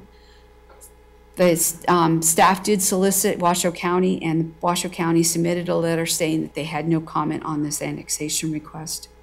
I is the creation of islands. This request would annex a portion of a Washoe County island. A portion of this island will remain, but the annexation does not create an island. However, this request will actually reduce the size of the existing island. J is other factors. No other factors were identified pertaining to this annexation petition. Finding A3, which is conformance with the comprehensive plan. In 2002, the city exerted planning jurisdiction by including this area in its spheres of influence. through the annexation program. Though the annexation program expired in 2015, and NRS 268.670 allows us annexation of properties without an annexation provision if it's contiguous to city limit and requested by the sole property owner. Intensification of this property will, or the redevelopment will require annexation. The last finding, A4, is public notice. Public notice was mailed to the property owners at a minimum distance of 750 feet for the subject property, which the city sent out 118 letters to all the surrounding property owners. Public notice was published in the Reno Gazette-Journal on May 24th, 2018. And to date, the staff has not received any phone calls or emails regarding this property. That concludes my presentation. I'm available for questions. Questions for Ms. Melby? No questions? Okay, this is a public hearing, so I'll open to the public. Anyone want to discuss this under public comment? Okay, seeing none, I'll bring it back to council for action. Mr. Lawson. I move as set forth in the staff report to adopt bill number 2744, annex into the city of Sparks real property approximately 1.9 acres in size located at 2101 Sullivan Lane, Sparks, Nevada. Do you have a second? Mr. Dare. I second that. Moved by Mr. Lawson, seconded by Mr. Dare to approve 11.1 as outlined by staff. Any further discussion? Seeing none, please vote. Passes unanimously. So we're annexing now from Cheyenne, right? Yeah. Got a country? Okay, any other comments? Okay, right now we have 11.2 public comment. Anyone talking or public comment? Seeing none, we'll move on to 11.3 announcements. Oh, I'm sorry. We're going to take an adjournment until 6 p.m. and we need to vote on this, correct, Mr. Attorney? Yes, sir, please. Okay. So can I get a motion for adjournment to time certain of 6 p.m. when we'll hear the 2255 Los Altos Parkway agenda items? Mr. Smith. Move to adjourn until 6 p.m. Mr. Dare. Second. I have a motion by Mr. Smith, seconded by Mr. Dare to adjourn until 6 p.m. Any further discussion? Seeing none, please vote. Okay, see you at 6, folks. Thank you. No, we got redevelopment. Can I have your?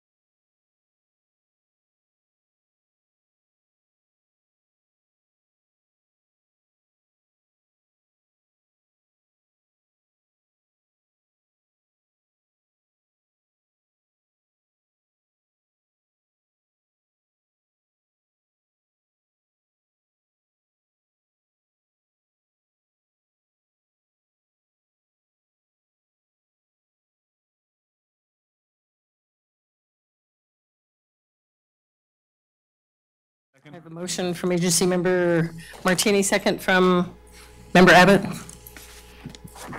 I'm just going to adjourn.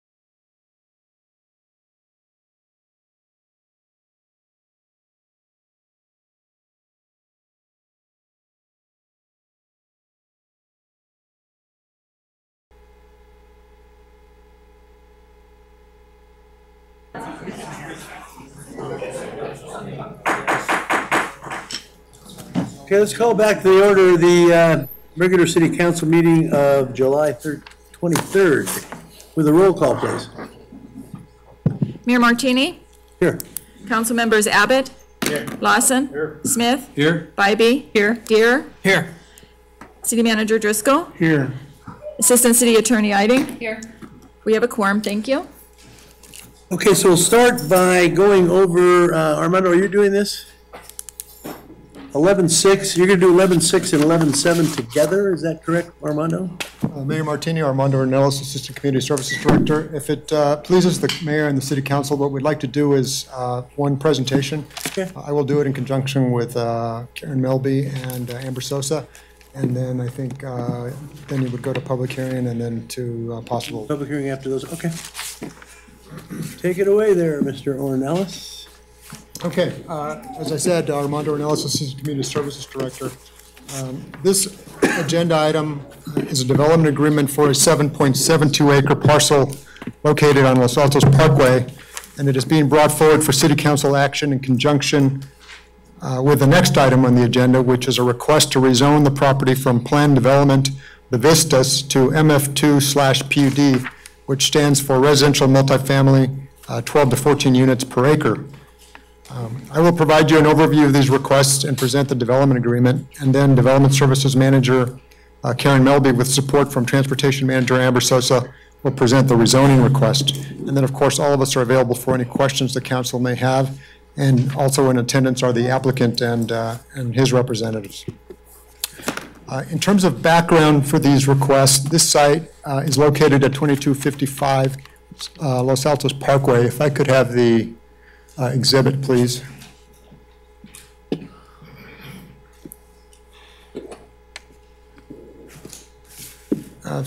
Here is the site. It's located off South Los Altos Parkway. It is in the bluish color.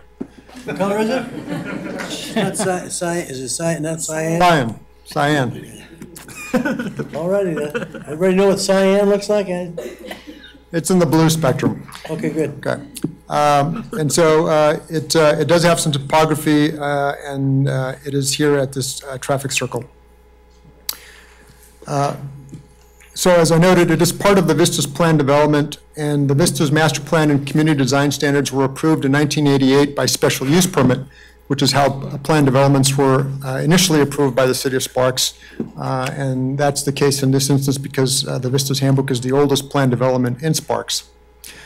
As Ms. Melby will explain in greater detail, the subject site has been designated in the handbook for multifamily development at a density of about 12 units per acre since the handbook was approved in 1988. And the handbook stipulates that as areas become ready for development, they be rezoned appropriately for the development called for in the handbook.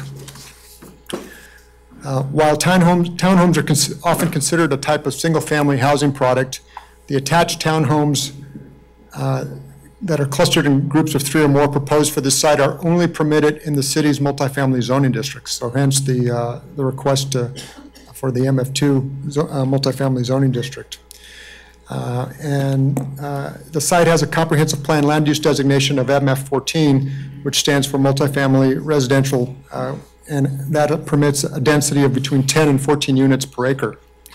So the request to change the zoning to MF2/PUD is in conformance with the city's comprehensive plan. There was a previous rezoning request for this site last year, and the Planning Commission heard the case in August and recommended denial. Following the Planning Commission meeting, but prior to City Council consideration, the applicant withdrew that initial rezoning request. The applicant is now requesting the same change in zoning, but in conjunction with the development agreement. Typically, rezoning requests are not project-specific and conditions cannot be attached to a rezoning approval. However, the development agreement is a vehicle that allows for the city and the parties to prescribe how a site is to be developed, providing the Planning Commission, the City Council, and the public with project-specific information that can be considered at the time of rezoning. So, in other words, without the development agreement, you would be looking at the site. It would permit up to 108 units per acre. I'm sorry, 108 units in total, 7.72 times the 14. And you wouldn't have any basis for attaching any conditions to it. With the development agreement, we can stipulate, the parties can stipulate as to some conditions. And in this case, primarily the condition is that there's a maximum unit count of 75 units for the project. So this is the conceptual design or conceptual land plan for the site. Again, primary access would be off Los Altos here, and what it shows is a series of small clusters of townhomes, and the unit count would be capped at a maximum of 75. If at some future date the applicant proposes to increase the unit count or to make some other substantive change to the project described in this development agreement, the agreement would have to be amended, which would require a public hearing in front of the City Council. So I want to underscore that point. Any substantive change in terms of the unit count upward or to this conceptual plan would have to come back for reconsideration in terms of an amendment to the development agreement.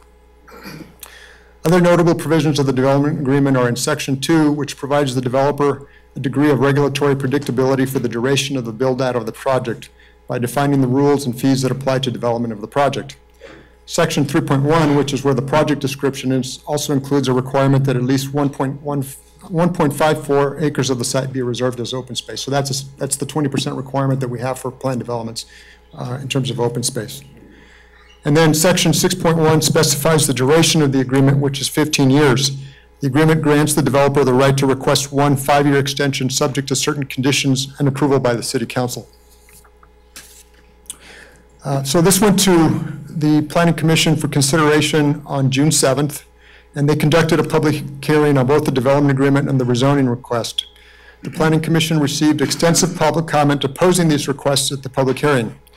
The Planning Commission determined, however, that they could make the applicable findings and voted to forward recommendations of approval to the City Council for both requests.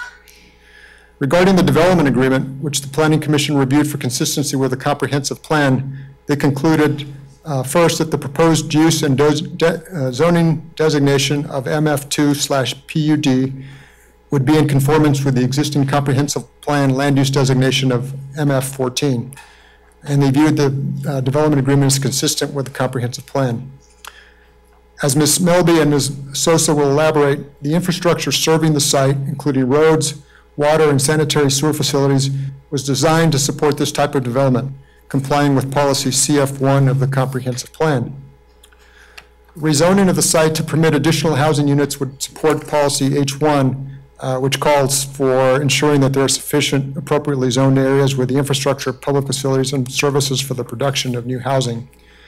And then finally, the development agreement requires that the site and buildings be constructed in conformance with the multifamily design standards for multifamily, for the MF2 zoning district and the design standards in the Vistas Handbook, which complies with policy CC9 of the comprehensive plan. So in summation, on the basis of this analysis, the Planning Commission recommended to you, the City Council, that you find the proposed development agreement with Landstar Companies consistent with the Sparks comprehensive plan and approve it by ordinance. So that concludes my initial presentation on the development agreement. If you have any questions, I will address them. Otherwise, if it's okay, Ms. Melby and Ms. Sosa will come up and do the presentation on the rezoning request. Questions for Armando? Okay, good to go. Next. Melby, Ms. Sosa?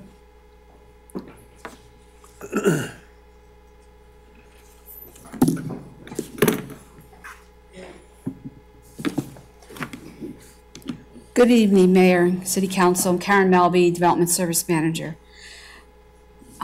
This portion of the presentation is covering Bill number 2743, which is an ordinance to rezone the real property, approximately 7.72 acres, which is located at 2255 Los Altos Boulevard. So you can see it's this property right here.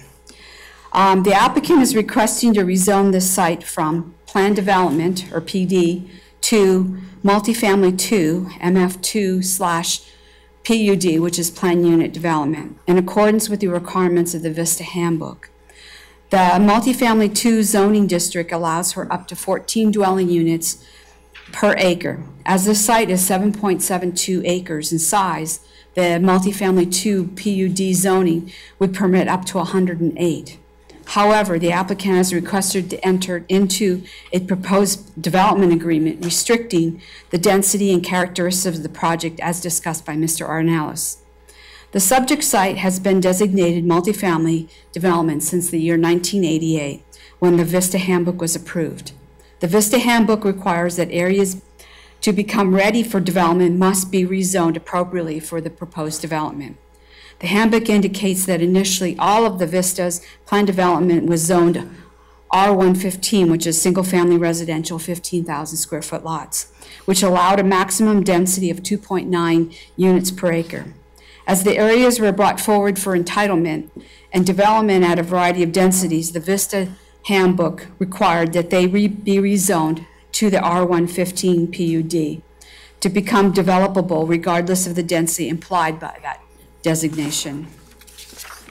The R115, or single-family 15,000 square foot lots, and the R115 PUD zoning transitioned to SF15, which is single-family residential 15,000 square foot lots, and this SF15, or single-family 15,000 square foot lots / planned unit development.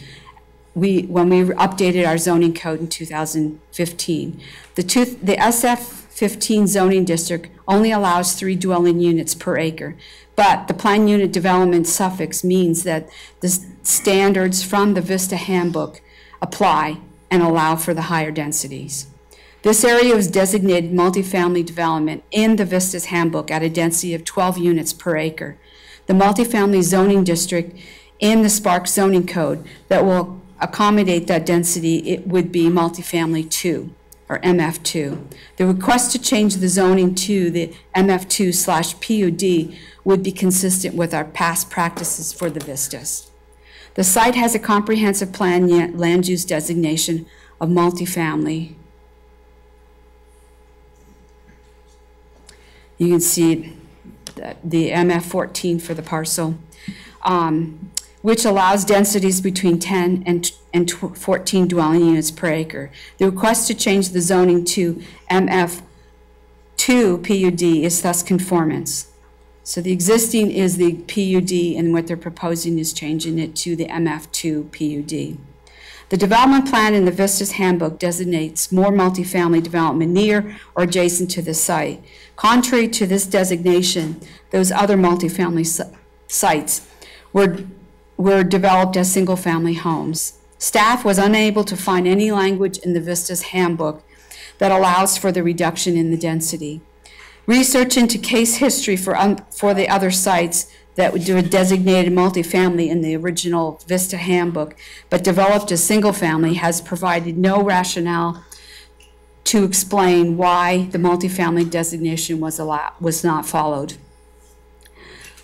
Now to address the three findings. The first finding is Z1, which is consistent with the City of Sparks comprehensive plan.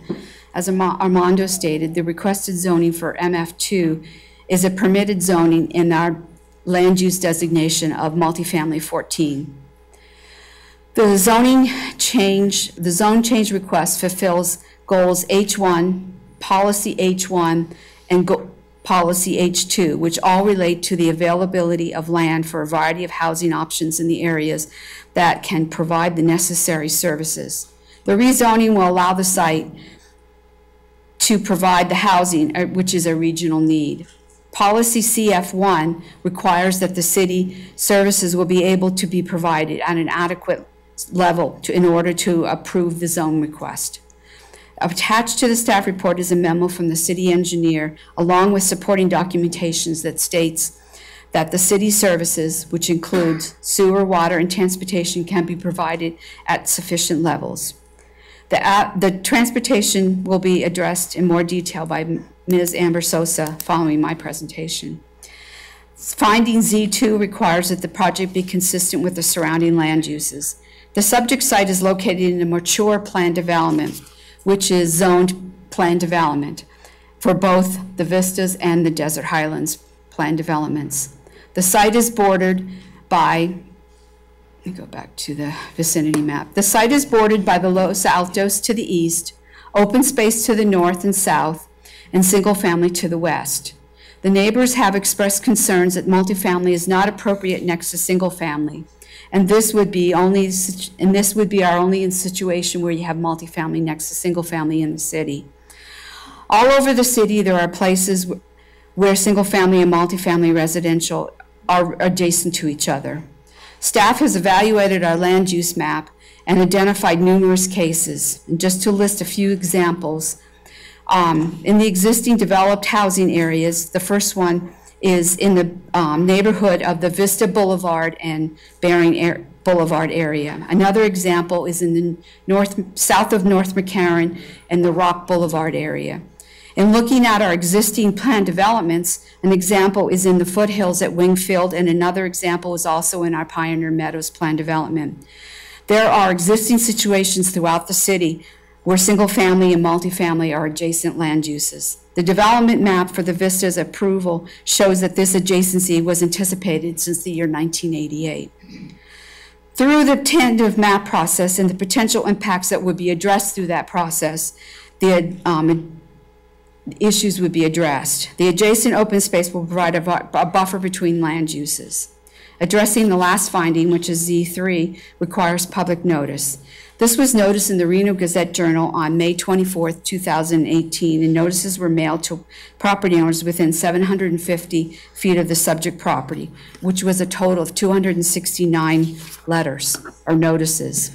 The notices were not sent to all the property owners within the Vistas because this is not an amendment to the Planned Development Handbook, but it is a zone change, and we followed the Nevada Revised Statutes requirements for noticing for a zone change. I would like to now turn over the presentation to Ms. Amber Sosa, for the city's transportation manager, to address the traffic issues. Thank you, Mayor Martini, members of council. I'm Amber Sosa, transportation manager. The applicant has submitted a traffic analysis titled Traffic Analysis Summary for the Los Altos Townhomes. This was provided to the city on Friday, July 20th, and was posted to the public website. The traffic analysis supports that the project's impacts to Los Altos Parkway and the associated roundabout will continue to perform at the regionally accepted standards. Just to clarify, for a roadway such as Los Altos Parkway serving less than 27,000 average daily trips, acceptable level of service is D. Regional standards are listed in the 2040 Regional Transportation Plan, also called the RTP. The RTP is updated every 4 years, and the last time it was adopted was May 18th, 2017.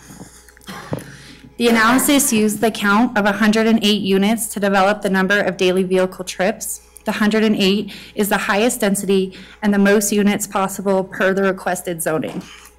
As you've heard before, it's noted that in the development agreement, the limit for the maximum would be 75. So in short, what I'm saying is that these numbers are conservative with padding. The PM peak would show 56 trips, and the AM peak would show 48 trips, and this still results in an acceptable level of service D. The traffic analysis further used a full build-out of the local community to evaluate overall traffic. This included existing traffic counts that were taken in August of 2017 and all improved but unbuilt single-family lots in the community. This includes the Miramonte single-family homes, phases 5, 6, and 7, their Miramonte townhomes, phase 8, the Sierra View townhomes, and this project, which is titled the Los Altos Townhome Project. The existing traffic counts were at roughly 11,078 daily trips. The full build-out with all the unimproved and with this one should total 16,293 trips. This proposed project is 627 of those daily trips in the full build-out. To give that number some reference, the threshold for this type of road to be widened to 4-lane facilities would be 17,500. So at full build-out, this facility will still service a level of service D underneath that threshold. The conclusion of the analysis, the roundabouts and the roadway sections will still operate at regionally accepted levels of service at full build-out of the area. The traffic analysis also went on to examine the existing roundabout at Vista Heights, where the proposed project is asking to tie into. An appropriate residential size for a roundabout such as this would range between 90 to 150 feet on the inscribed circle. This roundabout is currently 97 feet. So it's appropriately sized and it can handle the type of traffic that's being suggested. The traffic report. Quiet, please.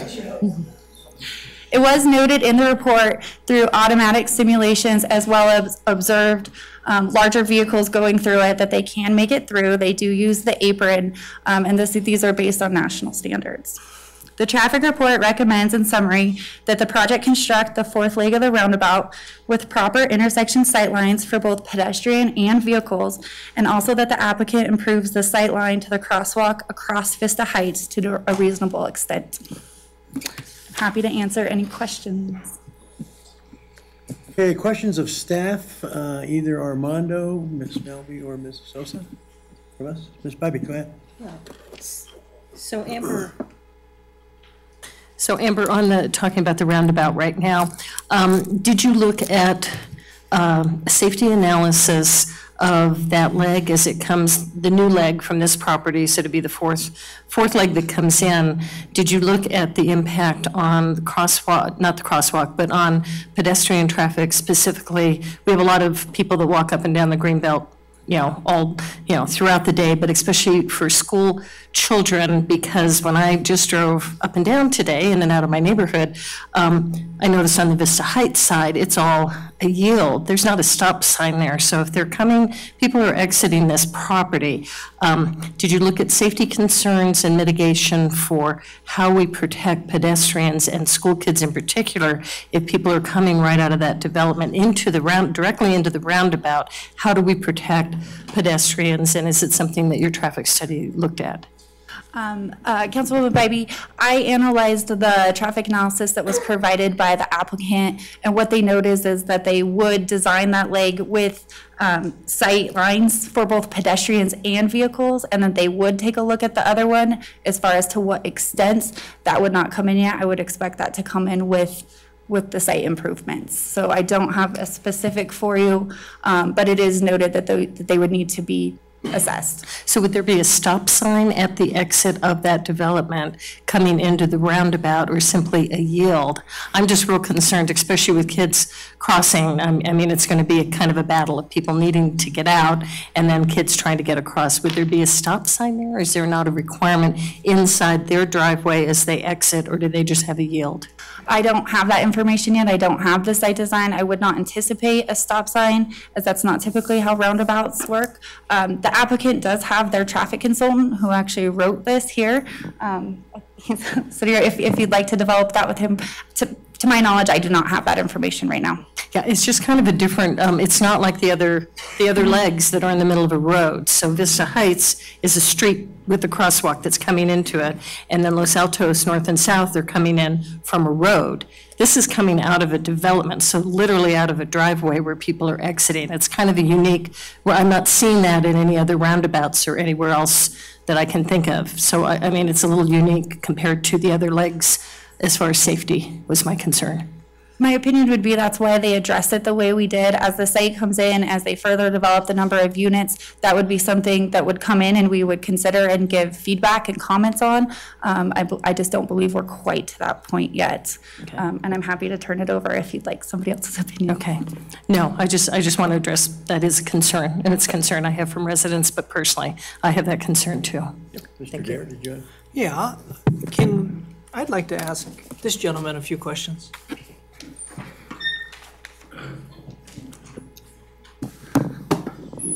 Good evening, Lauren Chilson with Traffic Works. Yeah, so just driving that area, going up there, looking at it, and truthfully, I've added a few trips to the route these last few weeks, trying to find out what's happening up there, and just watching that, it seems to me like a small roundabout compared to anything else. So if you drive it, I'm just telling, I'm not a traffic engineer, I'm just a guy driving the road. And so, can you speak to that a little bit? Can you? Excuse me, I'm sorry, council member. At this point, we haven't opened it. Oh. Staff is still in the middle. I think we need to get back onto the process of Yeah, but I usually have. finishing up with staff. Okay, that's fine, but I usually have, when we have a meeting like this, I always have staff, and then I have the applicant if they want to do a presentation before I open up public comment. Okay, I Is just that didn't know not- if is we that wanted not the right? applicant to. Is that not correct? I've always Well, done it the- that way. The applicant, I believe the applicant would like to speak before you get down to the applicant's Okay, expert. that's fine, okay. Let's I hold that. retract everything I just said. Let's hold Didn't that, and happen. let- okay, let's call up the applicant, or the applicant's representative, whichever, and go from there. Is that all right, Cheryl? Yes, thank you. Okay, you're welcome. Good evening. You'll have your chance, I'm sure. Good evening, Mayor Martini and members of the Sparks City Council. For the record, Angela Foose, Planning Director with Loomis and Associates, here today on behalf of Landstar. Joining with me is Lauren Chilson from Traffic Works, and between the two of us, we're going to give you a very short presentation and include some information about traffic. So I wanted to kind of start with legally how we came about this process. As staff has mentioned, when the Vistas PUD was approved back in 1988, it did include the site, and it did show that the site was zoned, planned for multifamily with a density of up to 12 units per acre. This parcel was created back in 1997, and so it was shown at that time as the 7.72 acres. So based on that size and the allowed density is how we got to 108 units being the maximum units. So nothing has changed. The handbook has not been amended. That is always what the intended density has been. We also have the CCNRs, and those CCNRs have not been amended. They do call out multifamily, which does allow for townhomes. Within the CCNRs, it does specifically talk about a minimum building square footage for townhomes of 1,000 square feet. It also talks about a requirement for either a garage or a carport for townhomes. And then oddly, it has some requirements for draperies within multifamily development. Here's a before and after, just so you can see initially what was planned for on the left as part of the PUD, and then actual build out of the development is on the right. And so I've highlighted our specific parcel in yellow so you can see again how it was always planned for. And so the area has developed. Multifamily has been allowed for whatever reason. The staff called out the areas that are beyond this parcel that were shown for multifamily were not built to multifamily, and we don't really understand the processes to why that happened, because normally when you have an approved PUD, you have to follow that to the law. What we have today is, like I said, legally what's before us. So what's before us is this property. It does show that it's going to be multifamily, and that's what we're doing today. So one of the requirements is anytime you develop within the Vistas PUD, you have to actually come in and zone it. So the lowest density zoning that the City of Sparks designation offers for multifamily is MF2. So again, there's 4 different zoning designations that we could have gone with, but because it's specifically called out for about 12 dwelling units per acre, we took the lowest density possible. The other thing we did was we added a development agreement, and the whole purpose of a development agreement is to be able to give the council the ability to, I would say, condition the project. There was a lot of concerns about, from the neighbors, that they didn't want to see this developed with apartments. They wanted to make sure that the density was appropriate. So we went back and we said, well, how can we put in those assurances? So we put in a conceptual site plan that gives people an idea of how it's going to look. We made sure that we had access. So we have a fire access, 2 ways in, 2 ways out. We also looked at open space and landscaping. So we wanted to make sure that the site could actually work from a concept level. So we added that as part of this agreement. And then we also added the density, and we put a cap on it. And again, you can do up to 108 units, but we've said that doesn't make sense, especially for this site. There's some topographic challenges, so let's limit it to 75 units. That's quite a difference from what was initially approved at 108. And here's that conceptual site plan. So what this does show you is that everything around this property has an open space designation. That open space is part of the homeowners association parcel. So that open space will never change. What we've also done is we've added some areas. Is this not showing? There we go. Areas here within our parcel that also will be set aside as open space. And so these homes here on the left will always be buffered. And then we have open space on the south and open space on the north, so that homes all around this property will always be buffered with open space. And again, as part of this concept, we wanted to let people know that this was not intended to be any kind of a low-income apartment project. We heard a lot of concerns about that. This is a townhome project, which is a for-sale. So it's no different than any other single-family home. You buy it, you own it. There were some also concerns about the Vistas Homeowners Association and how do we make sure that they are contributing their fair share. Because they are part of the Vistas HOA, they are required to pay the same dues, and so that is outlined in the HOA. Nothing changes. And then we also came up with some concept drawings of what the buildings would look like. Because we're in the Vistas plan development, we are required to have similar architectural style as the development surrounding the property. So here's some examples of what that architectural style would look like. To give you an idea of the size, the concept drawing shows the units of about 1,600 square feet. So this is typical with single-family homes. And in fact, the single-family homes surrounding this property, the one-story units are about 1,300 square feet. So many of these units will actually be bigger than the single-family homes surrounding the units. And then in terms of price, this is the market is what it is. And so we can tell you what the anticipated prices based on today's market. And we're looking at prices in the range of $350,000 to $400,000. Again, very comparable, if not higher in value than the surrounding neighborhood. And next, I'm going to pass it over to Lauren, and he's going to address some of the traffic concerns. Lauren Chilson with Traffic Works. So we have completed a traffic analysis that, as Ms. Sosa adequately mentioned, is for full build out of the community, includes all known properties, including all of Miramonte that's still not yet completed, but that's all in our analysis so that we recognize every bit of traffic that will be there. It's important to note that this project is 75 units per the development agreement, would generate only 39 peak hour trips. Sparks' typical standards for a traffic study only kick in at 80 peak hour trips, so we're not even at the threshold that normally would require a traffic study. We've done one anyway, but the number of trips is really quite low. Los Altos Parkway will function at acceptable levels of service at full build out, as Ms. Sosa well discussed. And then you should also be aware, certainly you are, but that there are improvements conditioned at the Los Altos South and Vista Boulevard intersection, which improve that left turn movement in the morning to go south on Vista, which is that area that's many people cite as, there's a congestion issue, it's really here. And so there are other improvements planned to address that issue. Next slide. In a second. As I mentioned, the traffic study is based on full build-out. Even at that build-out, the roundabout will function very well, really level of service A, even during the peak hours. There's been some interest in the size of the roundabout, and I'll say that there's no hard and fast, super hard rules to this. Roundabouts can range in size. What's really important is how all the other legs and how the truck apron and the geometries are set so that vehicles can move through them efficiently. This roundabout is 97 feet in diameter. Typical for a single lane roundabout is 90 to 150, and that's a really broad range. My experience is that about 110, 100, 105 is more common, more typical, and I can cite a couple examples. The roundabout at Regency and Wells in downtown Reno is 105-foot diameter, and that's on really a regional road with very high traffic volumes, really twice what's going on here. This roundabout does accommodate truck traffic, and if we could have the overhead just for 1 second, I will expand on the graphic you see there. This exhibit is for a WB50 semi-truck.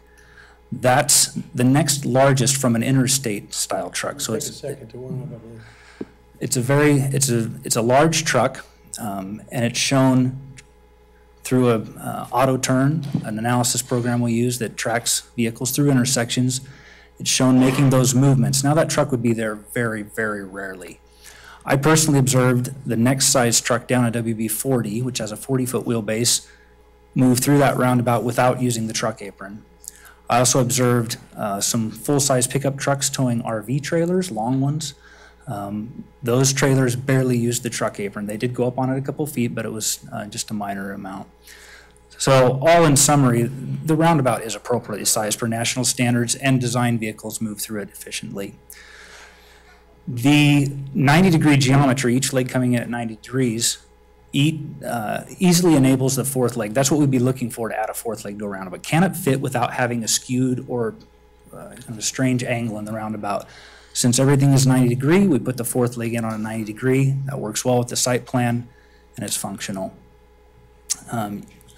I did hear a question about controls at the roundabout. It would be yield control. That would be the only appropriate control in a roundabout. To have 3 legs yield and another stop would present some really interesting and I think some confusing issues. So again, bear in mind that the trip making out of this project would be only 39 trips in the peak hour. It's really a very low volume.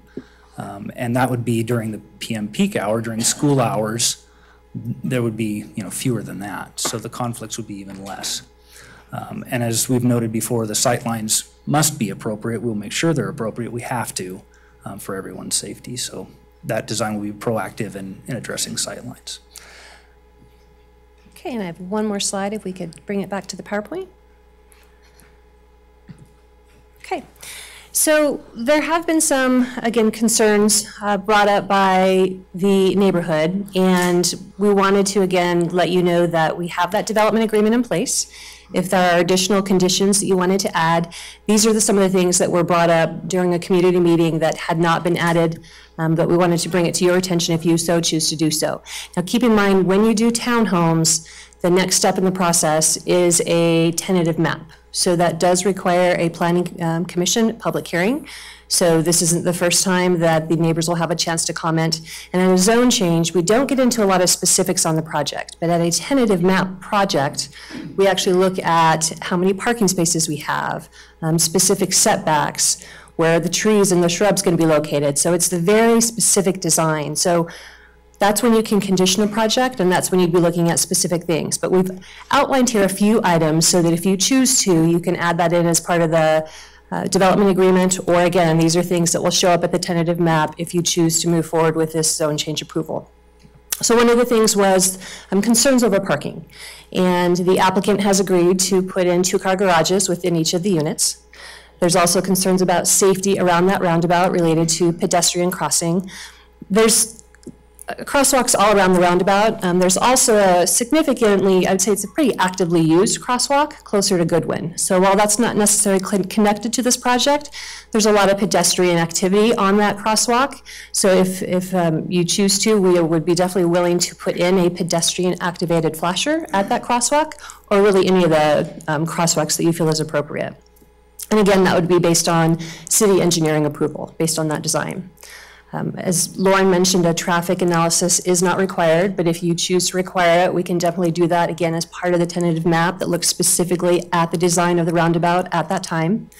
As Lauren's traffic recommendations are suggesting, he's asking that we put in that fourth leg based on standards. And so those standards outlined here, if you want to make it a condition, we'd be open to that as well.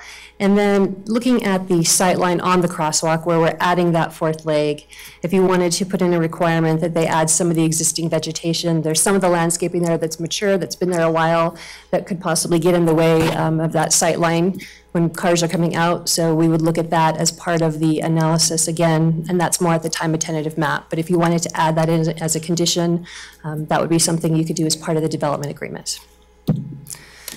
That concludes our presentation, and we are available if you have any questions. Okay, questions of the applicant? Yes, sir. Okay, thank you. Anybody have questions of that? Mr. Smith? Thank you, Mr. Mayor. You said these townhouses are going to be 1,600 square feet with a double-car garage? Correct. So when we had to put together the conceptual site plan, we wanted to make something that was realistic, not a cartoon drawing. So we came up with some concepts of how big those units would be, and those were based on 1,600 square feet, give or take approximately. Some are slightly bigger, and then also assuming 2-car garages. Okay, thank you. Anyone else? Charlene, go ahead. So as talking about parking, the 2-car garage obviously does help as far as mitigating parking.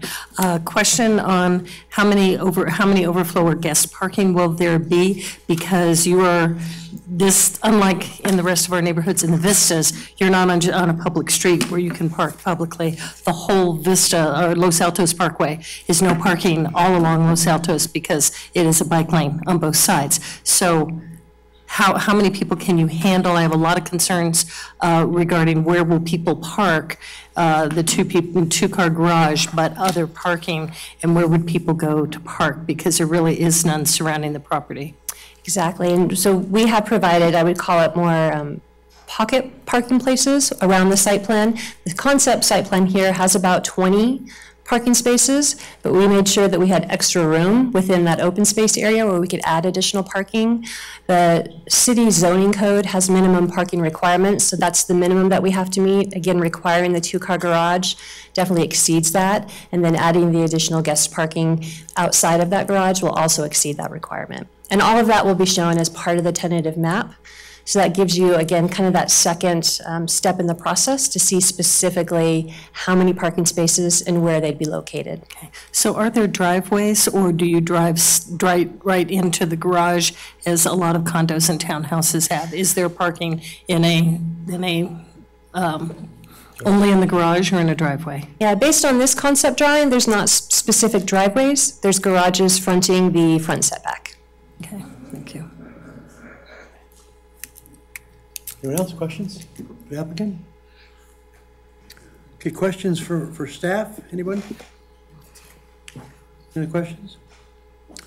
We're gonna start the public hearing? I had one question. Go ahead, for staff or whatever, go ahead. Actually, this is probably from Cheryl from the legal side. I had a concern on if, this is for Cheryl, this is legal. Okay. To find out our legal, what the liability or who the responsible parties would be if at the time of construction and there's blasting that has to occur because that is pretty much a rock hill up there. If there is blasting damage done to any of the surrounding residents, is that something the developer is responsible for, or does the city hold any liability? I believe the first step is that any blasting permits would be required to go through the fire department, through the fire marshal. It's my understanding that good practices as far as the construction, and I'm sure Ms. Foos can probably answer these questions concerning the blasting, but there are best practices, and I believe it would be a private liability for the contractor. The contractor will be the one that's responsible for inspecting before, during, and after. Okay, thank you. And it'll be part of the permitting process as well. So this will all come back with the tentative map and then subsequent when they come in and apply for the permitting. Okay, thank you. Mr. Mayor? So we haven't gotten down into the weeds yet, have we? There's a long way to go before we get into the weeds of what's actually, the whole process is going to take a long time. Go ahead, Chris. I'm sorry, I do have one question, just safety-wise, and it's to you, Angela. If you mentioned the idea that you'd even particularly consider the need of putting in some safety hazard walkways for over there, which I think is a good idea, but how do we dictate that that is important? Who makes that decision? Is it just, do we have a study that happens? How does that particular function? What would be your approach to that? The recommendation, and again, this is something we'd have to work through with the city engineer to make sure that we're not creating more of a problem with the flashers. Here's a map that actually shows where I was talking about. This area here, this crosswalk here, gets a lot of activity. Part of the reason is because the sidewalk on this side ends, and then the sidewalk over here starts. So there's not a sidewalk necessarily over here. So Goodwin is right here. Oh, there we go. So this is the crosswalk that most likely, I would say, again, because it's not necessarily connected to the project. So that's more of, in addition to any flashers that you want to see in the roundabout, the crosswalk further down is the one that the applicant is saying he would put in pedestrian flashers there as well. But we would be working with the city engineer and our traffic engineer to see where it's most appropriate within the roundabout, whether it's to put flashers on all four sides of the roundabout, or if it's more specific to this area here or this area here, and that would be a discussion with the city engineer. Okay. Thank you. Thank you. Anyone else questions? Okay, here we go. We're going to open the public hearing here in a second.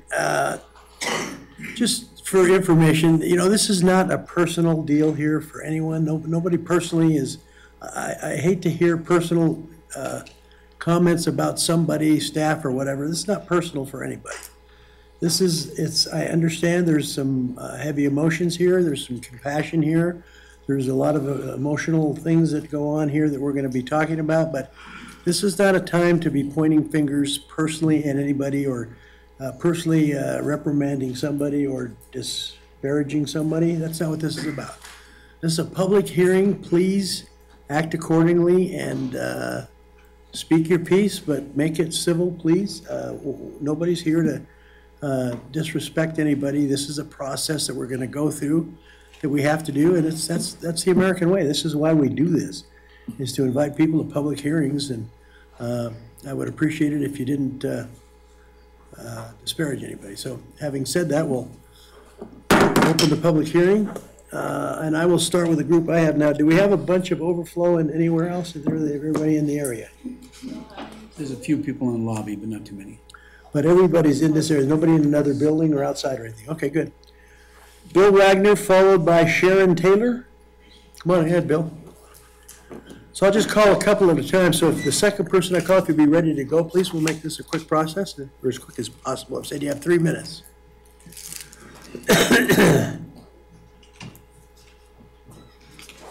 Well, now you can notice I brought a few friends with me. Okay, good. Thanks, Bill. Mr. Mayor, City Council. For the record, my name is Bill Wagner, and I live in the Vistas. I'm here to talk about 225 North Los Altos Parkway, PNC 18-0019 multifamily homes. After approximately 16 times coming before this City Council on this issue, I'm still asking you to please vote no on multifamily homes, but yes on single-family homes. I personally would like to thank the mayor and all the city council members, including the city manager, city attorney, city clerk, and the lady behind the screens there, for putting up with me. The many hours that I spent in this council chambers, I've learned a lot about how Spark operates. It's been very nice. I have the greatest respect for each of you council members, knowing at times on how difficult your job can be. I know that tonight is one of those difficult decision-making times for all of you. The decision-making process can be looked at in two ways. One, you can apply the rule of law, or you can ignore it. Two, you can listen and understand and accept all the facts and concerns of the homeowners who choose to speak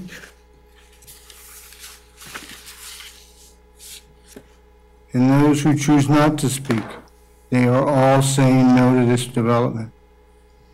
In conclusion, I would like to also thank John Erickson, the city engineer, that in the near future there is no plans to touch the islands for the purpose of street widening on North Los Altos Parkway.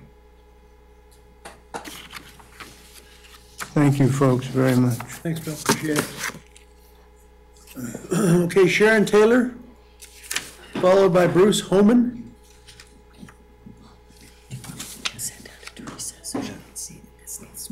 Seems to be charged.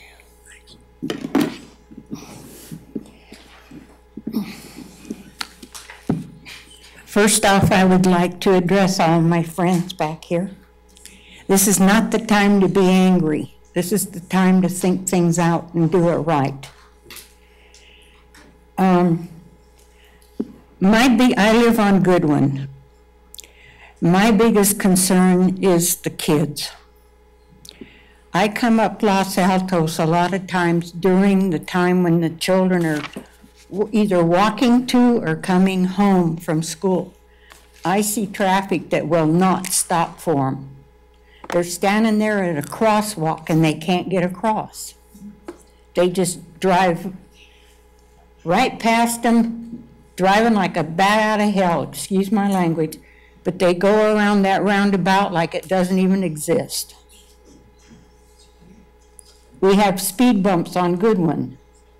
The big lumber trucks, a lot of big heavy equipment that is not on trailers are driving up Goodwin going like crazy. And they don't care if there's a speed bump. They go right over it. And the kids are trying to ride their bikes or their scooters or walking.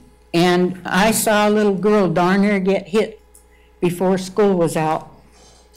And it's just heartbreaking because they are not respecting the children. So what I'm asking you guys to do is to really come down on something for those kids. I don't care, myself, I don't care if you put stop signs or whatever at the roundabout. I'm worried about somebody's child getting hit. That's really important. As far as this development, I still would rather it was homes. Single-family homes like the rest of the vistas, because this is going to cause big problems. It might not look like it right now, but it will. And I don't understand, they said there's going to be 2 exits. Where? Is it coming out on Los Altos, and then are they tearing down houses on Goodwin to come out there somewhere? If they come out on Goodwin, there's an island there, so they have to come all the way down, flip a U-turn, and come all the way back to Los Altos. So I just want you all to think about this really hard, because it's really important.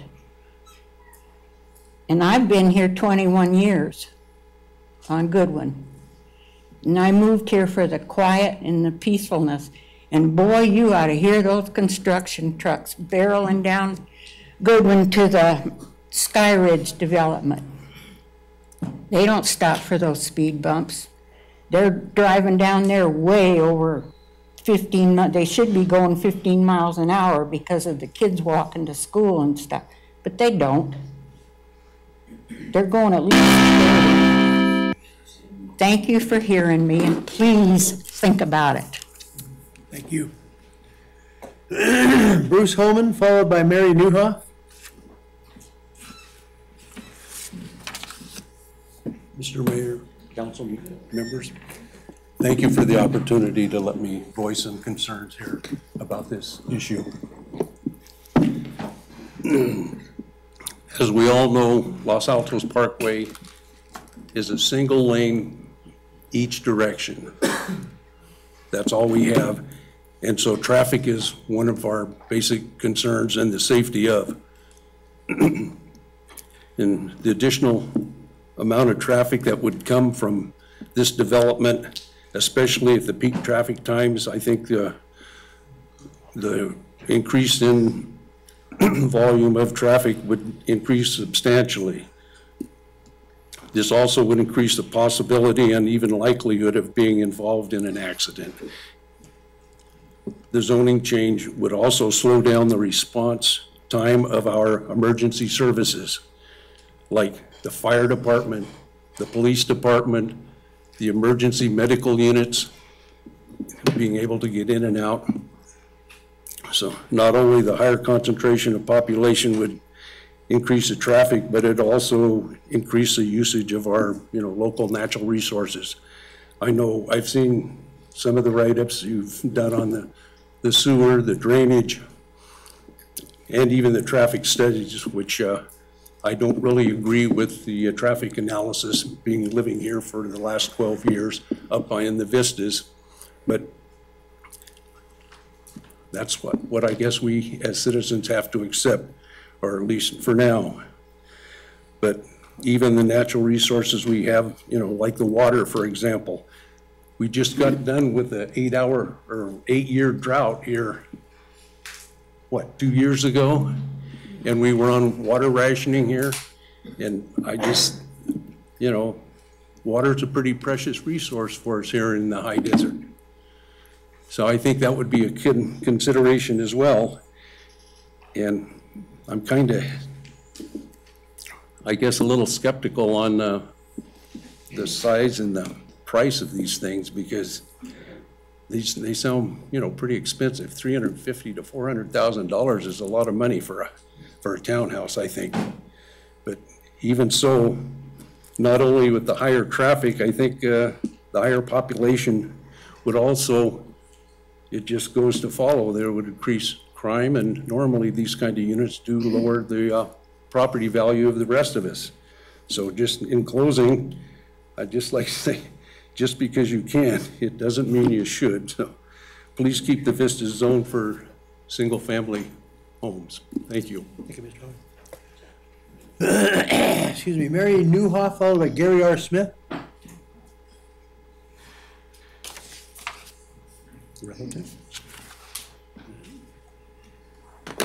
Thank you for the opportunity to speak. Probably not going to be able to add a lot new to what has been said at the previous meetings, because probably mostly everything has been addressed, but I still believe there is no acceptable rationale for following the 88 plan to turn this one relatively little lot into a multifamily development when there were 7 ingredients that were supposed to be in this whole community feel area. So only 6 of them never happened. Single-family homes went in. There's no other multifamily residences. There's no fire station. There's no park, and there's no community center. And now all of a sudden, it just becomes a cause célèbre to develop this little lot that's smack dab in the middle of single-family homes that don't want them. And I realize, that's no legal reason for not doing it. Maybe there was a legal reason why the other ones should have been done. but that still doesn't give credence to the fact that this one should be done now. I am concerned. 2 people at one of the previous meetings told me that they lived in the area where some blasting was done. They lived up Vista Heights around Stoneview. And when they were blasting the area where my house is now on Goodwin Court, their house had roof tiles broken by, soaring, falling rocks. They had some window glass breakage. I don't know if either of those people are here now. They could speak up if they are. It was 2 ladies. I reviewed the 1988 plan as much as I could. There's somewhere in there it says something about not wanting the ground or the land to be more than a 15% gradient before it's excavated for anything. And this for sure is more than 15%. It has to be. I mean, I live right on the other side of it. There is something in the master plan about, nets to catch rocks and other devices to keep the rocks from hitting the houses. I'm concerned about, I would like to ask the developer if there are any plans to surround the particular development with a wall that would make it not possible for people to walk out of that development into the open areas that are not part of the development.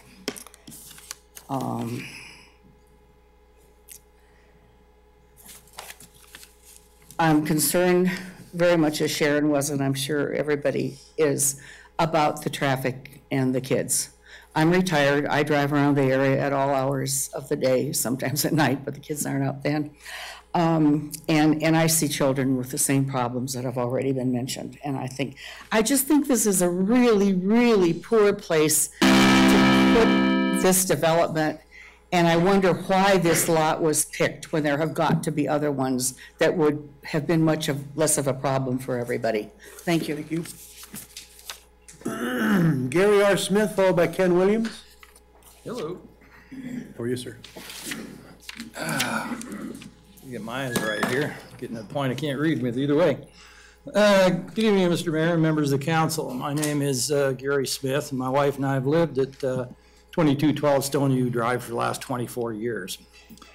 And we're here discussing a potential approval of a housing project on the last developable lot in the Vistas. I know many things were planned for the community, but only single-family houses have been built in the Vistas in the last 26 years. To now approve a multifamily development on the last parcel would be, I feel, a great disservice to all of the current residents and the city. The density of multifamily is just too much for this parcel. There is a path that can be taken to zone this parcel single family, and I would ask the council to find a way to make this last parcel the same as all others and be single family. Regardless of what would be built on this parcel, I'm also asking that parking be paid particular attention to. The development of the parcel must be conditioned that all parking, resident and visitor, be contained on site. There is no room on Los Altos for parking, and the only alternative will be the adjacent streets such as Stoneview. The problem is the residents on Stoneview are already parking on that street.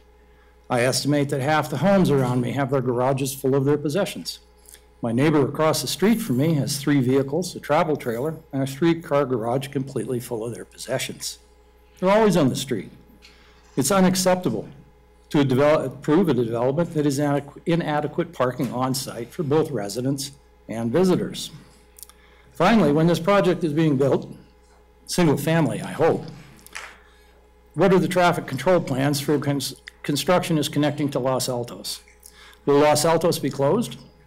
When the traffic circle was built, those of us on Stoneview could barely get out of our driveways due to the traffic from up the hill speeding around the corner onto Stoneview. I myself was almost hit several times trying to get to work. And I mean locked up brakes and skid marks and everything else. It's a blind corner. And this is dangerous. Please consider these things. Thank you. Sir. Ken Williams, followed by Nick Williams.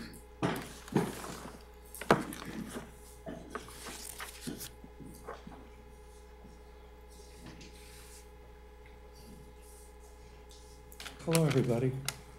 How are you, sir? Oh, I'm okay. Thank you. My name is Ken Williams. And my wife and I live on the first cul-de-sac on Vista Heights Drive and have been there for 19 years. And we have accepted most of the changes in the area.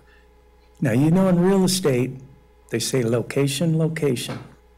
You've heard it. This location at 2255 Los Altos is unique, as it is at the top, the pinnacle, the middle of our community, and surrounded by single-family homes. This is an ideal location for the developer and a black eye for our community. With this rezoning request, the idea of moving a mountain and building a cluster of townhomes is completely inconsistent with the surroundings and just doesn't fit. Concrete issues, where am I at?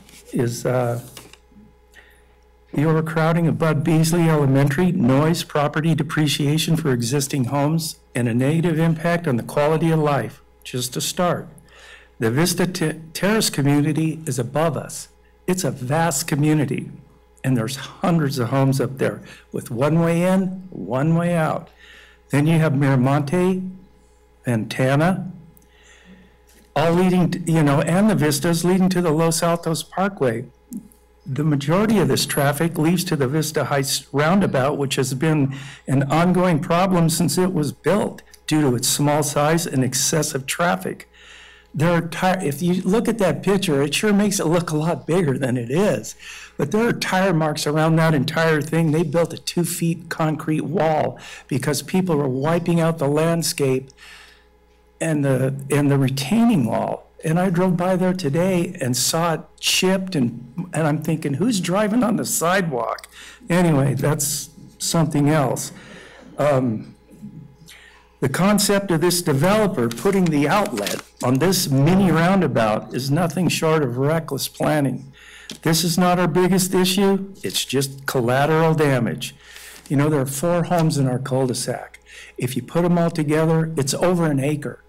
When anybody has a special event, a lot of kids, this and that, the cars line up down Vista Heights driving around the cul-de-sac, and that's okay. They're our neighbors. But I try to imagine 10 to 14 homes in this area, and frankly, it's a little scary. I don't know what to say about it. Not to forget, we only have over 6 acres to work with because 1.5 is common area. The true fact, many of the residents have been here for 20 years. They're good people. They've supported Sparks and helped make a fine community.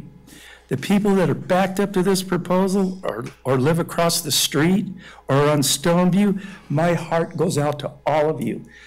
Because I put myself in your shoes. I'm thinking, for me, it would be like rolling the dice, seeing where the chips fall or move. What a choice. No, I don't have all the facts and figures. I live there. I see what's going on, and it's congested. I'm asking, please vote no on this proposal, please. Thank you. Thank you, sir. Thank you so much. Nick Williams, followed by Micah Hamilton.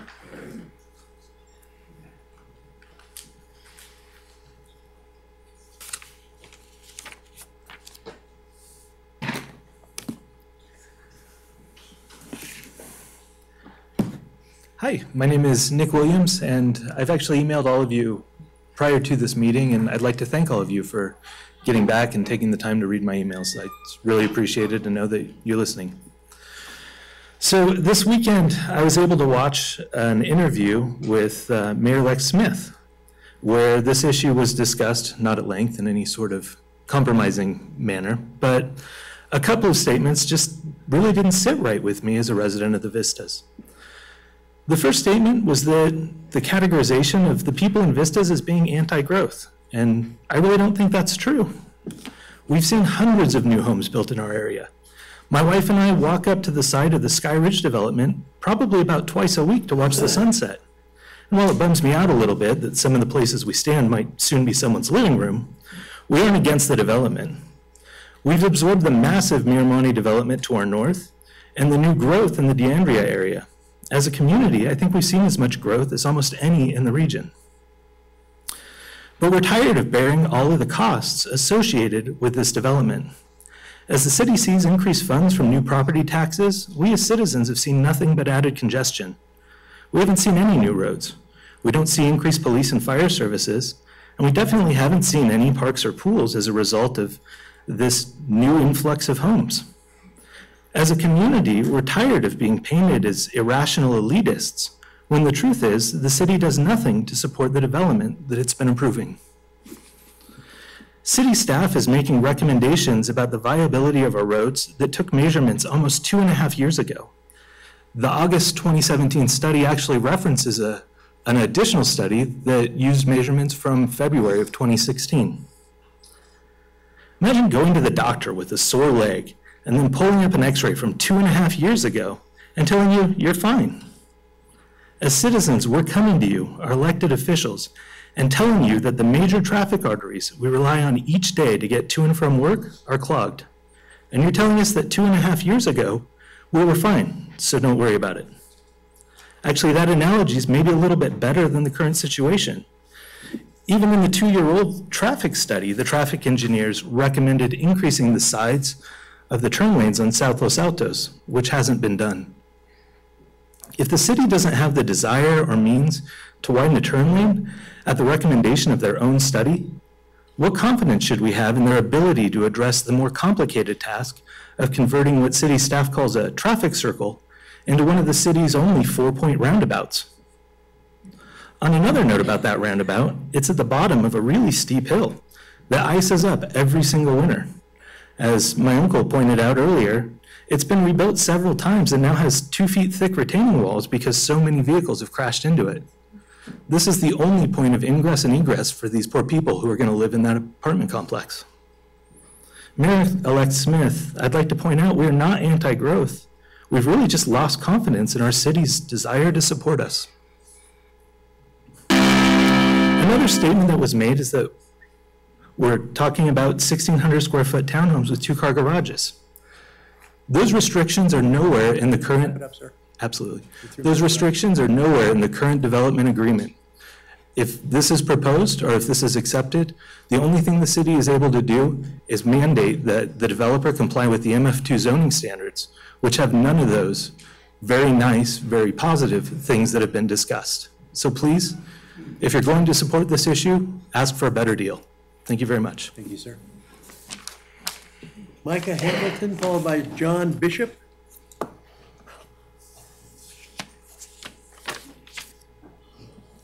Hey, Teresa.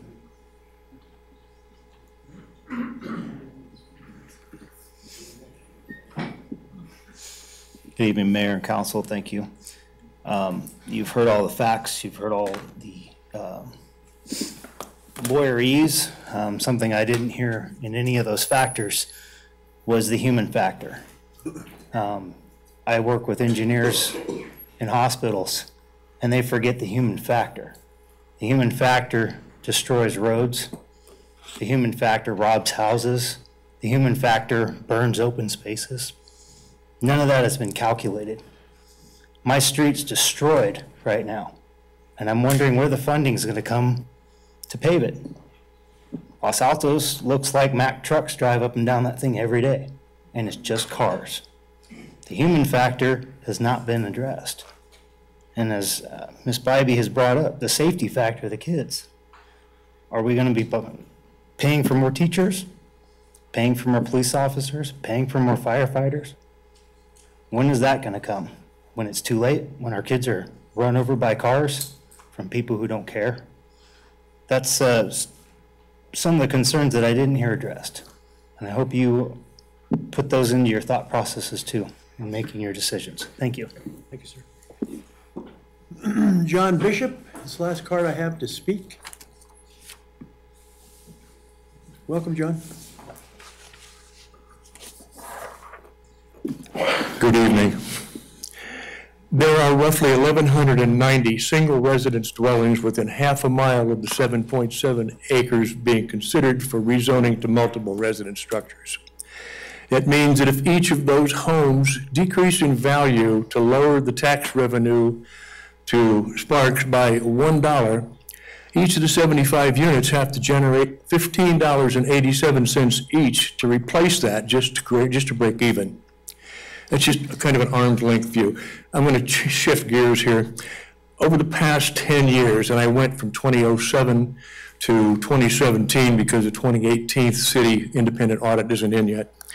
Roughly 5% area increase, and its population growth varies depending on whose figures you use. For 10 years, between 2007 and 17, some sources cite less than 6%, others sort as much as 16% population growth. So let's for the moment use 11%, which is halfway between those two figures.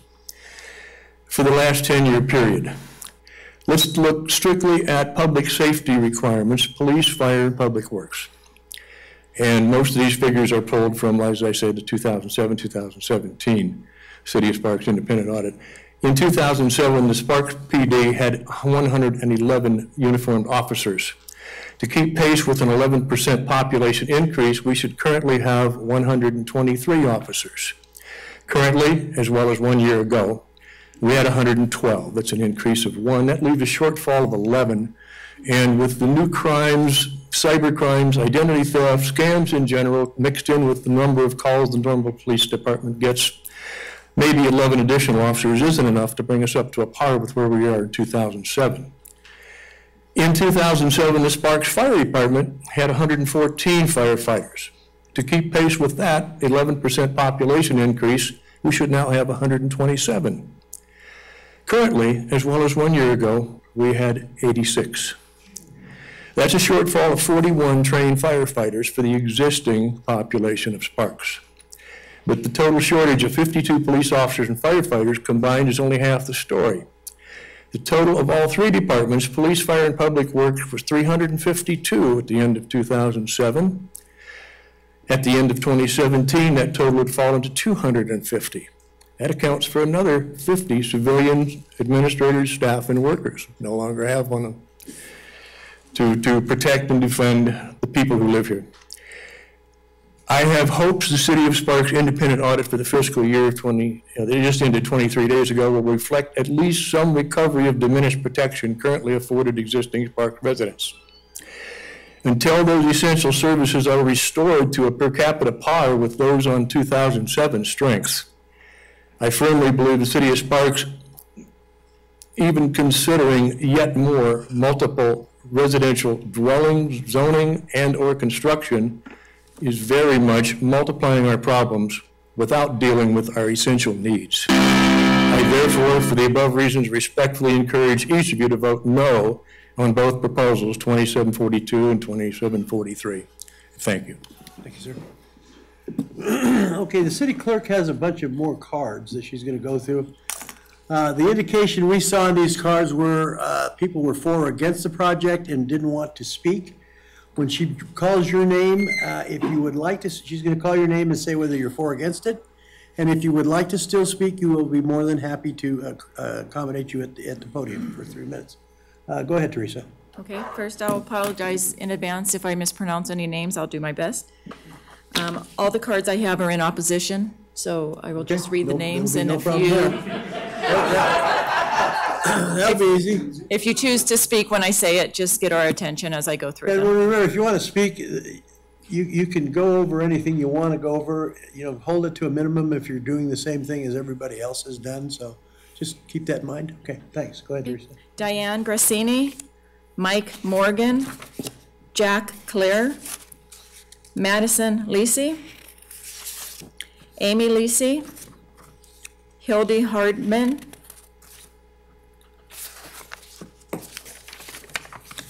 Cindy Falconer and Christopher Block, Joseph Hartman, Mr. and Mrs. John Atchison, Jim Lindy, Carl and Lehed Wilt, Kathleen Wagner, Jadon Eldridge, Michael Velarde, Joan Polish, Louis Polish, Rachel Hambleton, Jolie Fleck, Linda Stainer, Terry Olson Morgan, Timothy Fitzpatrick, Pamela and Mark Waterman, Sandy Prideham, Kathy, Alan Munson, Mary Shingray LeMay, Nancy Shringley, Eva Homan, Helene Munson, Jane Forrest, Karen Hoyt, David Shahiro, Jacqueline Miller, Charles Hurt, Dorothy Hurt, Deanna Ronan, Wanda Harris, Bruce Jacobson, Dixie Lee Butler, Timothy Fitzpatrick, Kirk Woodliff, Debbie Reed, Jenny Goodrich, J.C. Brooks, Angelina Goodrich, Katie Hill, Brent Hill, Amy Hill, Arlene Christie, Joseph Hill, Bruce Foster, Sherry Fisher, Lon Hill, Danielle Mesty. Very good. We've got one in the back. Got no other speakers? Somebody want to speak? Come on down. Do you have a card, or we already called your name? Bring your card with you and just say your name for the record, please. Sure. Thank you.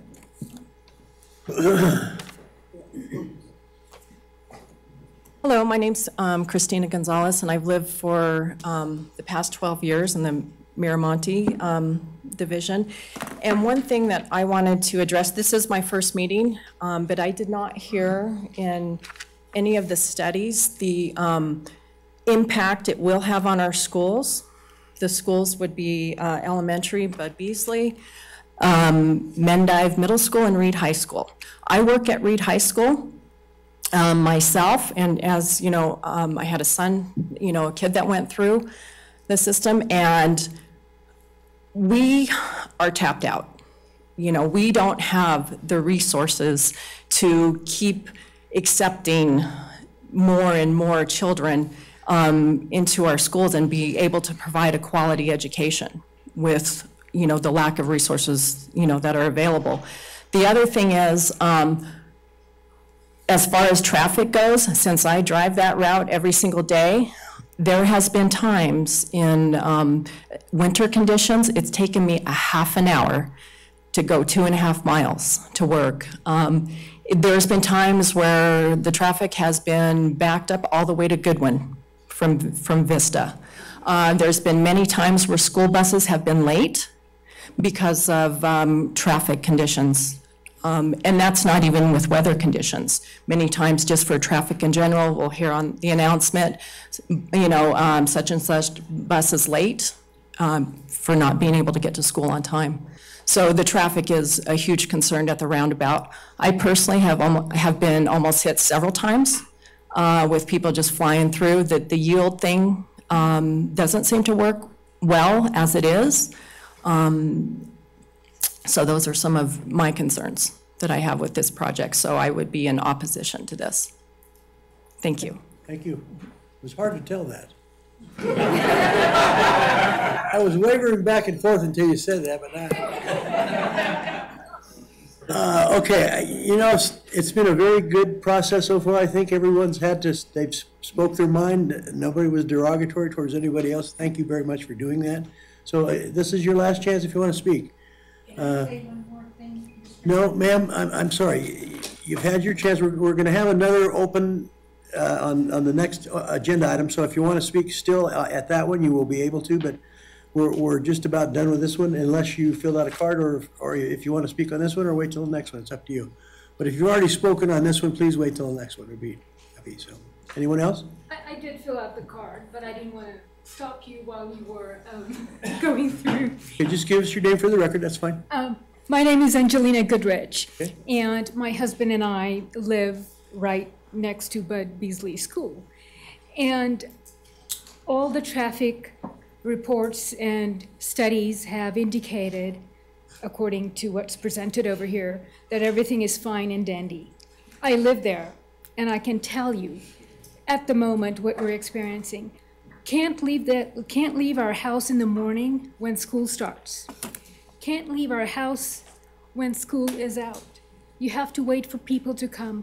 All the streets get clogged up. And if you go to the extent of adding 75 more families in the area.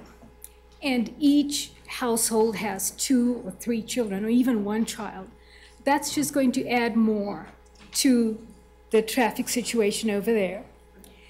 And also, there was some discussion about the price of houses, that it was going to go for $350,000. And so therefore, it'll attract maybe, desirable people. That's great. However, the economy today, there's no guarantee that this is what it's going to be like when all those buildings are built. What's going to stop the developer from flipping those houses at whatever he or she can get if the economy flops? And you have somebody coming in, buying all those and putting them out as rental units. Is there anything to stop that from happening? And you're just adding more people. Not only does it add traffic, it also adds pedestrians. There's more pedestrians to navigate as people are driving. So, you know how I feel. Thank you. Anyone else before I close it on 11-6? I would just like to make one comment. You have to come down. Did you fill out a card? Yes, I did. Okay, come on down. I'm sorry.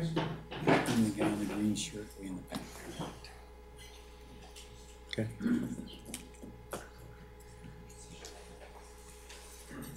Thank you for Go through, you have 3 minutes. It's only going to take 2 seconds. Just give me My name is Louis Palouche. I live just across the street from where they're building the supposedly apartments, townhomes.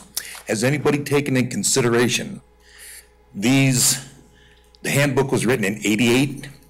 Here it is 30 years later. Regardless of all that, at the bottom of the hill, they're putting in another apartment complex, Pinecrest. And it hasn't even broken ground yet. The contractor's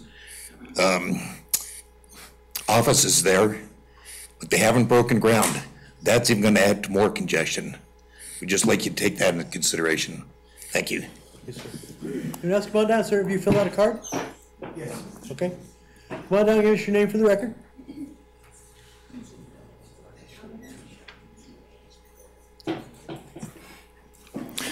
First of all, thank you for having this hearing and hearing our concerns. I am opposed to this. Give us your name for the record. I'm sorry, Alan, this is my, Alan Munson, and I'm a new resident here, live up on Diorite Court.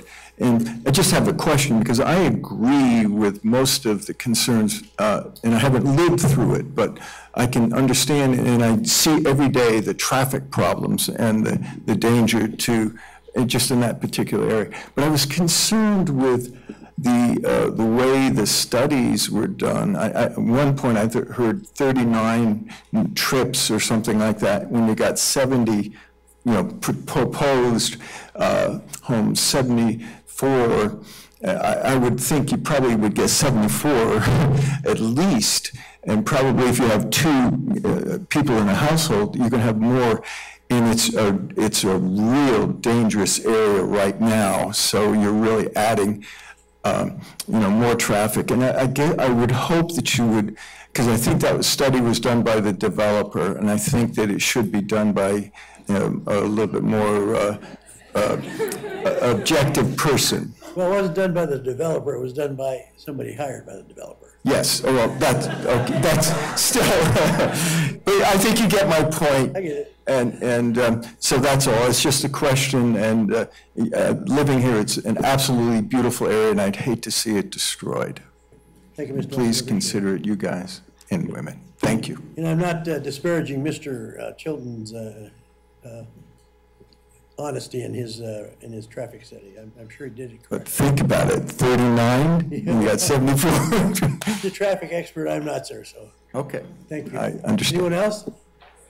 Okay, I'm going to close the public hearing at 11:06, bring it back to council for action or questions of staff or the developer or applicant. Questions, Mr. Lawson? Yeah, could I get Angela to come up? You certainly can. I got a few questions for you. first and foremost, is there gonna be blasting? So at a zone change level, we have not done the final geotech report. I will say that this is the vistas, and before any of these houses were here, it was a mountain. So this is no different than everything around it.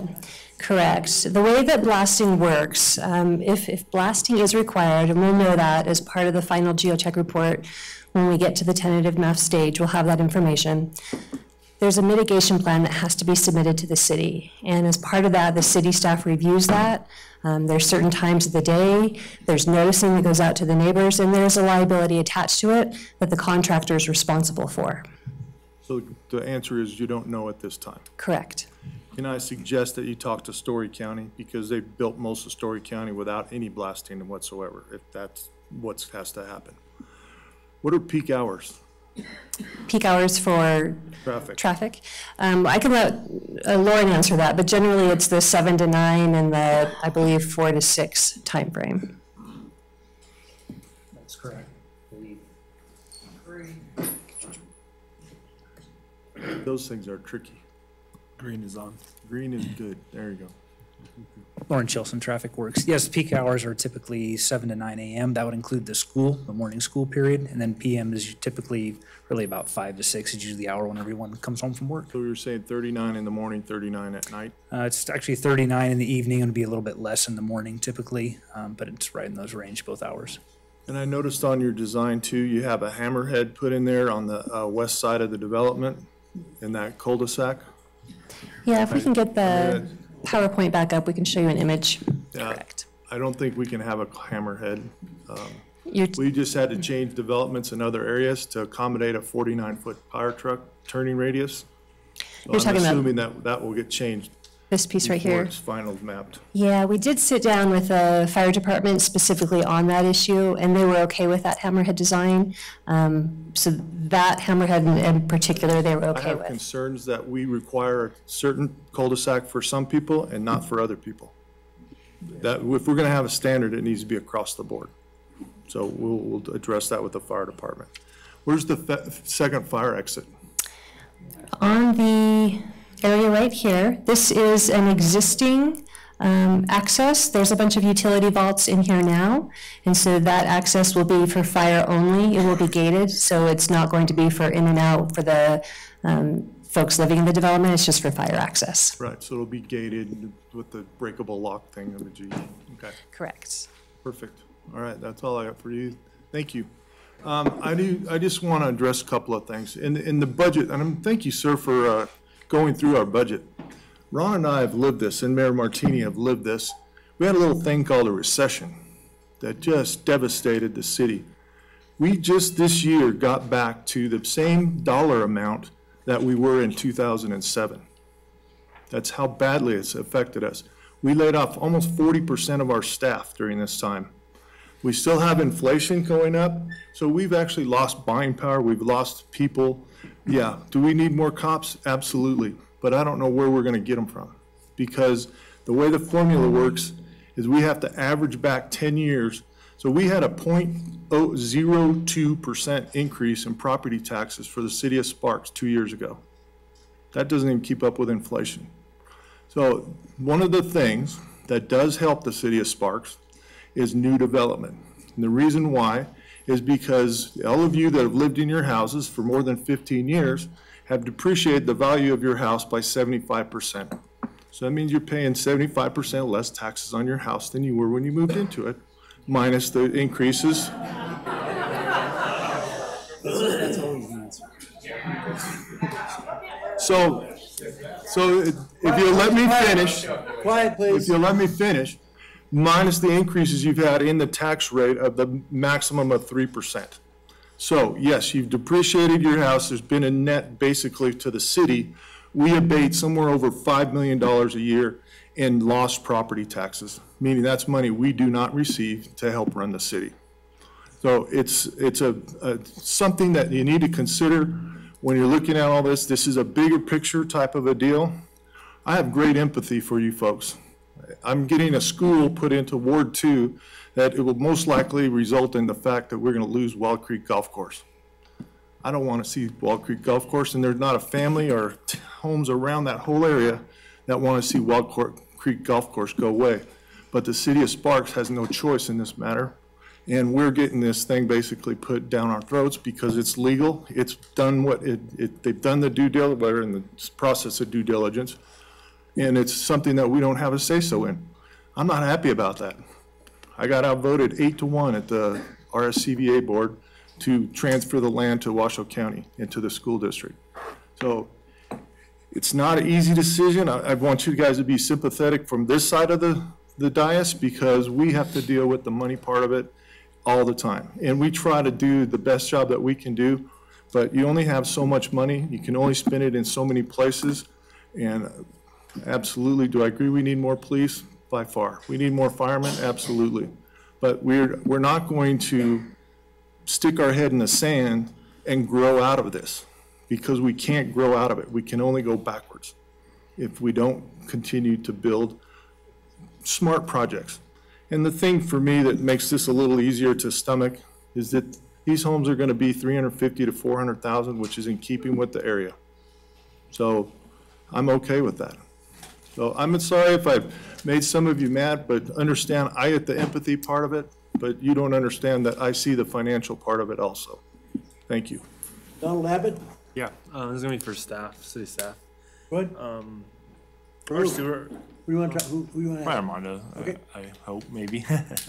We'll sort it out from there, don't we? Yeah, we'll go from there. On our sewer, on our sewer model that we ran, did we, what zoning did we take this into account for at the time? Well, I'm actually going to ask Mr. Erickson to address that question. But I think that the modeling is based on the comprehensive land use plan. And so it has a multifamily designation on it that allows 10 to 14 units an acre. So I think all of our sewer modeling would have been done on that basis, but I will ask Mr. Erickson to address that question.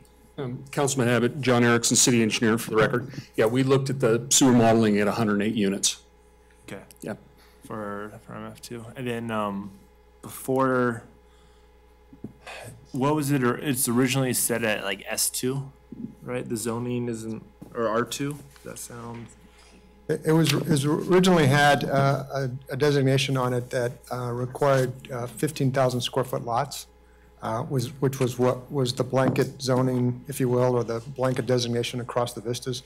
And then as development projects came forward, they were rezoned based on the master plan. And in this instance, this piece of property is in an area that was designated for multifamily purposes. And the designation in that master plan, in the plan development handbook, if you will, was for approximately 12 units per acre. And one more question. Good. The development agreement, is that normal with a rezoning, or is that unique for this project? Well, it's not unique to this project. It's a tool that we have started to employ, and we've done it three times. You're going to see a couple more in the months that come. If you recall, the 67-acre annexation and rezoning that the city did at Highland Ranch Park on the south side there. That was an instance where the city was asked to annex a piece of property and rezone it and not really have any ability to condition what went on that site or to mitigate some of the impacts. In that case, they were more pronounced because it was outside of the city, because it was an annexation. There were significant infrastructure issues that needed to be addressed. So we have started employing the development agreement in those instances where we feel there's a need to try to condition the project. So going back to last year when the applicant first applied for rezoning, it came forward without a development agreement. The zoning would have allowed up to 108 units. The Planning Commission heard that case. They denied the request, or they made a recommendation of denial to the City Council. Before it got to City Council, there were discussions that occurred between the applicant and the city staff, and we suggested that perhaps the development agreement was a way to condition this project, and by combining the rezoning request and a proposed development agreement, you could impose some of those conditions, including the limit on the number of units. So it's not unique. It's relatively new. and you will see other instances of it in the coming months. Thank you. Mr. Dare. Yeah, so I had a question for traffic. Let's come back there. So, you know, none of this is personal to you, but I have some of the same questions when it comes to some of these studies that seem to happen a long time ago. So are you taking studies from the past and just reinterpreting them, or did you actually go out and study traffic today? What we do is we update. So recall again, this project did not actually formally require a traffic study at half the count that would normally trigger a traffic study. However, we want to be proactive. Back in August of 2017, we conducted a number of counts throughout that region for the Miramonte Phase 5 project you may know as Miramonte Andelin. That was a very comprehensive study, and the one where we went through and identified every unbuilt lot in the entire community, added them together, and created a comprehensive traffic study. This study, being very small, added these units on top of that, which was effectively a master study for the community. So just for the record, then the study you're talking about is really probably a year old. That's correct. The reason we would not recount right now is school's not in session. We wanted to have counts that were in session. So yes, it is, those counts are 1 year old, but they are including school hours, and to recount right now, we would get lower volumes, and we don't want to do that. So we used the best information we had. And another question when it comes to the school. So you mentioned 4 to 9. School gets out 3 o'clock. Right. And I've been over there, and it kind of goes crazy during that time. So do you have, especially with pedestrians and walking, I mean, all things that I know you know because you've been over there, but you didn't mention, you mentioned 4 to 9 and in the morning. Do you have kind of, is this equated in there? Is this part of, I don't know, school pedestrian safety time that we can call it something new and fresh, but make sure that it's covered? Because obviously we have some really great people here who I really, you know, and I have to say, only because I want to defend our new mayor. I know for a fact he respects you guys greatly and doesn't think that you guys are anti-growth. I don't believe he thinks that, but because I know that he definitely has a lot of respect for you, as I do. They just really care about their community, and we want to stand with them and care about their community. And so we get it. I believe you. At the same time, you guys know we have a job to do when it comes to the law and different things as well. It gets very difficult and where we have to sit. But these answers have to be in place for us to be able to move forward. So when it comes to that safety factor, can you speak to that for a minute? Or maybe that's something we need to really think about coming back and visiting. Sure, happy to. So the school period is always a challenge. It's a burst of activity that happens for 15, 20 minutes on the front end of school and the back end, and when everybody picks up, we all know that. We see that at every school, and that's not to be cavalier of it. I have the same appreciation for safety as the people in this room. I have kids too. Okay. But you know, that's a 15-minute period of time.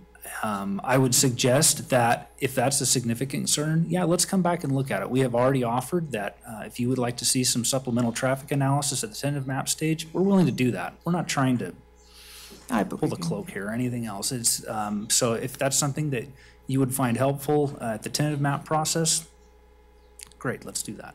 So that would be my suggestion I want to put out there, that if this thing does go through, that we are very much come back and we look at safety and we look at traffic in a new light, not from 30 years ago, not even from a year ago, but something that is palatable and something we can look at. And my last question, if Armando, if you don't mind answering. So can you just make it very clear? I think you said it, but I think it's important that everybody hears it. And I'm saying this probably more for our people in the audience. Can you explain, so if somebody wants to make a change in 5 years on this development agreement, and it's not written in there, we're allowed to enforce the development agreement as a condition to, they can't just change it arbitrarily. Councilman, I just want to hear it clear. Councilman Dare, Armando Ornelas, Assistant Community Services Director. That is correct. Thank you. The development agreement runs with the property. It would be recorded against title to the property, and so it's enforceable by the city against whoever the owner is. Thank you. Can I just have a comment? You know, Mr. Chilton, I want to say one thing to you. I feel sorry for you being a traffic engineer and doing studies, because I don't care. I've been doing this for 19 years. I've been doing this thing up here, and the worst people that get beat up more than anybody is the traffic engineer, and I can't figure it out. I feel sorry for you, really. I love your haircut, though. So that's good. So, you know, gosh, I just can't figure out why nobody believes the traffic engineers. I just can't figure it out. But And having said that, I know you're an honest man, and I know you do what's right, and you do an honest thing, and you do what the law says as far as, I don't mean the law, I mean, you follow all the rules of traffic engineering and all that stuff. I'm not an expert, you are. I believe what you say because you have a reputation in this community to do the right thing. And if you don't, all you have to do is mess up one deal for a developer or whatever, and somebody catches you at it, and you're all through in this town, because this town is very close-knit, and we know who the good guys are and the bad guys. So you are a good guy, obviously, because you do your homework and you do the right studies. But nobody has ever been questioned more than the traffic engineer. In 19 years I've been doing this, and I can tell you, nobody ever does it more than the traffic engineers get it. So I just want to say I respect you for what you do. Thank you, sir. And the other thing I want to say about safety and traffic and speeding, you know, if you look next to you, that's the person that's speeding. It's your neighbor. You know, we talk about, oh, we got speeders here, we got speeders there. It's your neighbors that are speeding. Talk to your neighbor, tell them to quit speeding. They're the ones that are speeding in your neighborhood. Who else would it be? There's not that many people going in your neighborhood that speed. It's your neighbors that are speeding. So talk to them. Now I got some other comments, Mr. Smith. Thank you, Mr. Mayor. You know, I had the opportunity to drop off my grandkids at different schools, and every one of them the same. I was lucky to get out of there alive because they're crazy and they don't care. It's about them getting in and getting out, and they don't care where you're at, if you're walking or if you're driving. It is absolutely nuts.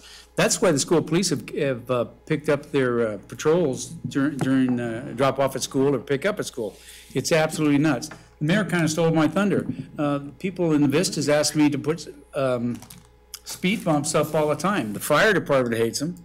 And it's you guys in that neighborhood. I live in a closed neighborhood. They're the ones that's speeding. The biggest complaint we get in the city this day is speeding. And I'll give you a little story. On Vista Boulevard, they did a little sting out by the Catholic Church.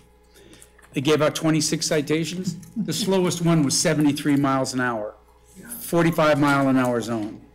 So honestly, look around, and if you have a complaint about speeding, go to the speed limit and watch everybody get mad at you. You know, I'm a firm believer that that if a developer comes in, does everything that's required, and has a good project, he should be allowed to build that. He or she should be allowed to build that project. And concerning your comments to me, you should probably look at that interview again, because what I said was when people move into an area, all of a sudden they don't want anybody else moving in. Never mentioned growth. So, you know, I lived up there. I lived up right off of Goodwin, at the end of Goodwin. I lived up there for many years.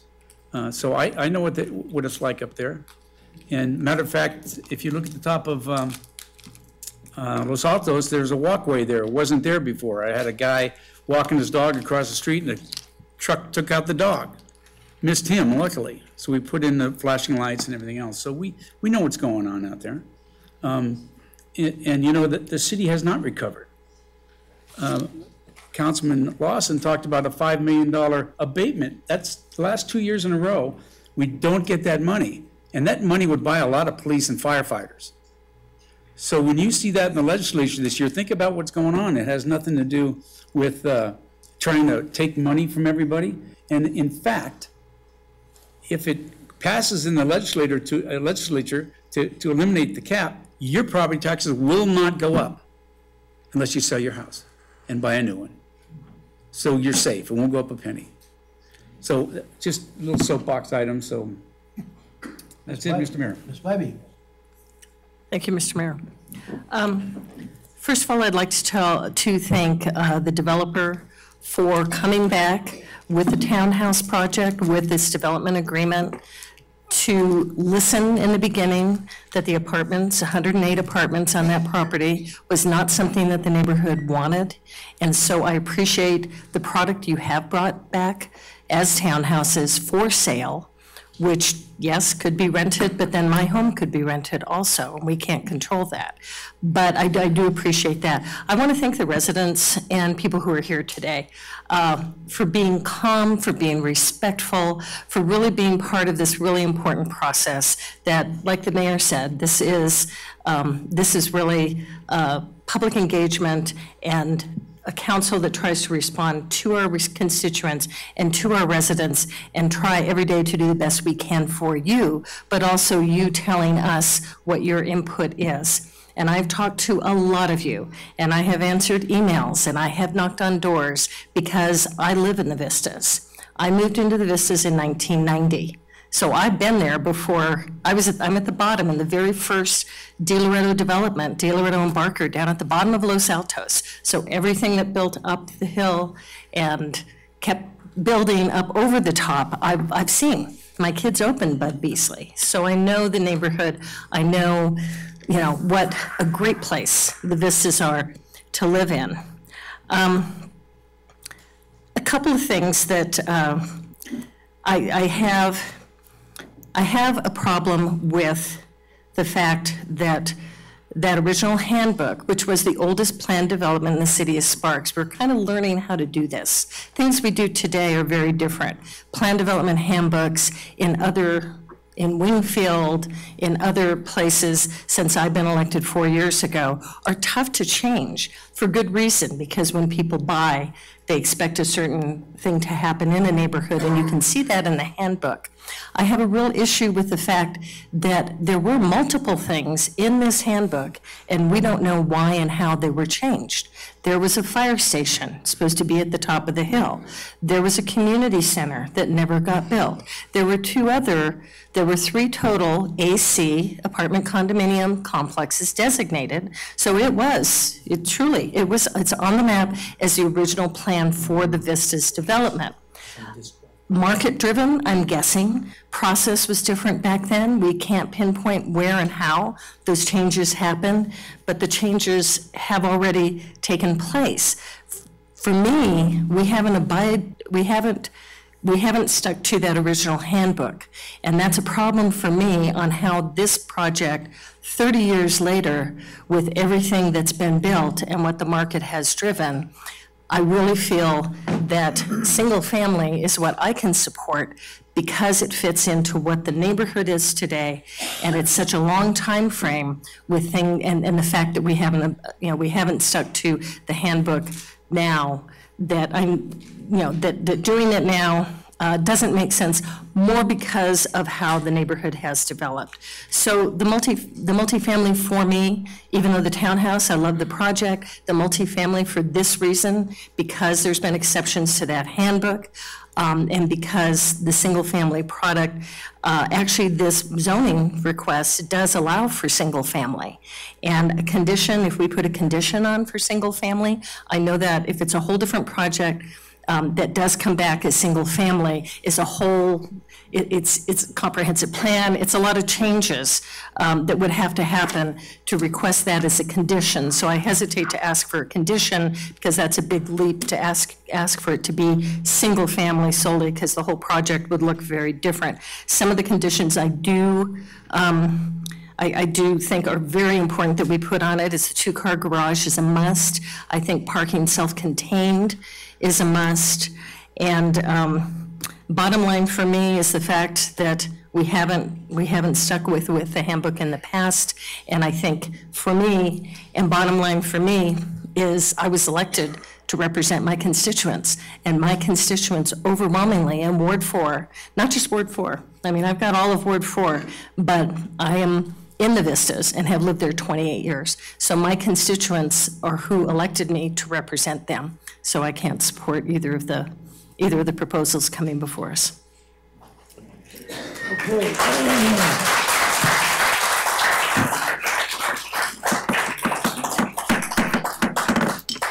Quiet, please.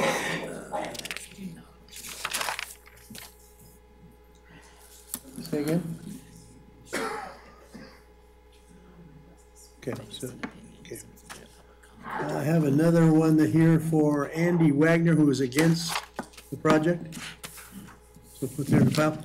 Okay, it's time now for us to make a decision here. And again, thank you for your courtesy in the public comment. We appreciate it. Again, I know it's a passionate, emotional issue, but we have to deal with business as business. So having said that, it's time for us to ask for a motion. Anyone want to make a motion?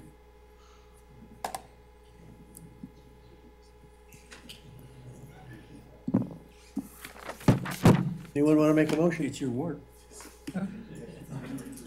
But I don't support it, so I'm not making the motion. I guess I can make the motion. You can make a motion to deny it. Die for a lack of second. Huh? Or you could die for a lack of second, or it could pass. So I can make a motion to deny? Sure. I think you should. Okay, since this is my word, I will make a motion to deny the request for the development agreement. Do you have a second?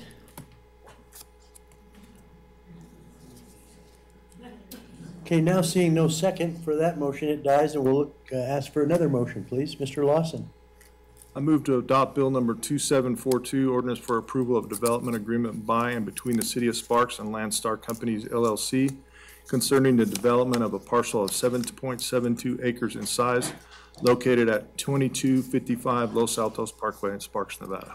Mr. Smith. Second. We have a motion by Mr. Lawson, second by Mr. Smith to approve 11.6 as outlined by staff. Any further discussion? Seeing none, please vote. Passes 4-1. Ms. Bybee is a no. Okay, let's move on to 11.7, which you've already made a presentation, right, Armando? So I will, Madam Attorney?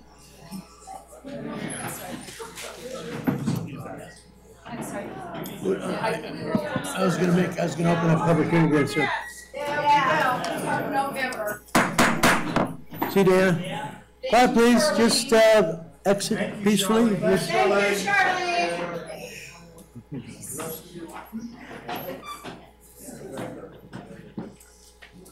See, dear?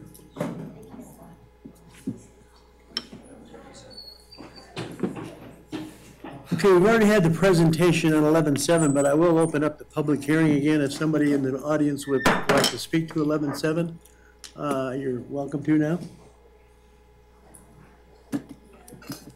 Okay, seeing no one wanting to speak, I'll close the public hearing, bring it out to council for action. Questions for staff or the applicant? Okay, seeing none, I'm looking for a motion. I have questions. Go ahead, go ahead. The question I have has to do with some of the questions we asked already. So how do we make sure that we can get some of these things placed on as conditions? Is this now time to do that? Some of the conversation to have, because I am very concerned about everything I just spoke about and would like to know how do we make, I mean, from traffic study to safety, those things. I understand the situation when it comes to what this is zoned for. I understand all those things. However, I think that there are some questions that need to be answered, and I would like to see them in there. Well, one comment, please, if I might, Armando.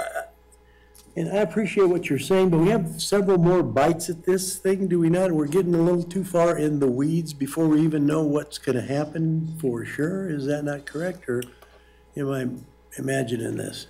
Mayor Martini, Armando Ornelas, Community Services Director. The next step for a townhouse project would in fact be the tentative map process, and so. Is that a better time to ask for conditions than now, or when's the best time to ask for conditions, I guess is that? Well, those conditions would be considered as part of the tentative map process. The applicant is on the record regarding the additional conditions that they are, that they have offered up. Not only did they, address them verbally, but they provided us a PowerPoint that is now part of the record. So I would say to you that the appropriate time to evaluate the project in all its particulars, because it may evolve somewhat between now and when they actually submit, as they move from concept to to an actual schematic design and do the engineering for the project. So those conditions will be, there will certainly be conditions, a whole host of conditions that would be part of any tentative map. And we have these comments from the applicant, and so we will add those to that process. So, Mr. Dare, I'm sorry, all due respect, I'm not trying to shut you down. Oh, no, I don't feel that. Thank you. But I think there's a better time to do that, and you'll still have a bigger bite at that. Plus, it's getting late, and I'm eating too much candy, so it's time for me to go home, yeah? I appreciate that, and I agree with him, so thank you. I appreciate that. I'm sorry, I didn't mean to disparage you. No, I don't. Go ahead, Ms. Bybee. I would just like to echo also my support for those conditions that the developer has presented tonight. that I would support that when the time comes, I would like to see those, all of the conditions that were laid out tonight, and we could have more possibly later, but those were the presented tonight. I do support those conditions. Okay, looking for a motion then. I think we're Mr. Smith. I move based on findings Z1 through Z23 as set forth in the staff report to adopt Bill 2743 to rezone real property approximately 7.72 acres in size located at 2255 Los Altos Parkway, Sparks, Nevada, from PD, Plan Development, the Vistas, to MF2 PUD, multifamily residential, 10 to 14 units per acre, planned unit development. Mr. Abbott. We have a motion for Mr. Smith, seconded by Mr. Abbott, to approve 11.7 as outlined by staff. Any further discussion? Seeing none, please vote. Passes 4-1. Ms. Bybie's a no. Okay, number 12, comments from the public. I have 2 cards. Andy Wagner, do you wish to speak? No? She left. Kathy Lind, I have here. 12-1, public speak? No? All right, let's move on to 12.2, comments from the mayor, city council, and city manager. Mr. Driscoll. Thank you, Mr. Mayor. I have an announcement. Due to a resignation, the city of Sparks is looking for someone to serve the remainder of a term of the Sparks Planning Commission. The term runs through December 31st of 2020, and this appointment will be eligible for reappointment for another term. Persons interested in serving on this committee should complete a community service application available from the city clerk's office. You may also apply online at the city's website, www.cityofsparks.us. Click on Government on the webpage, then click Volunteering for a Sparks Board or Commission, and complete a volunteer application. Applications will be accepted until the close of business on August 27th of 2018.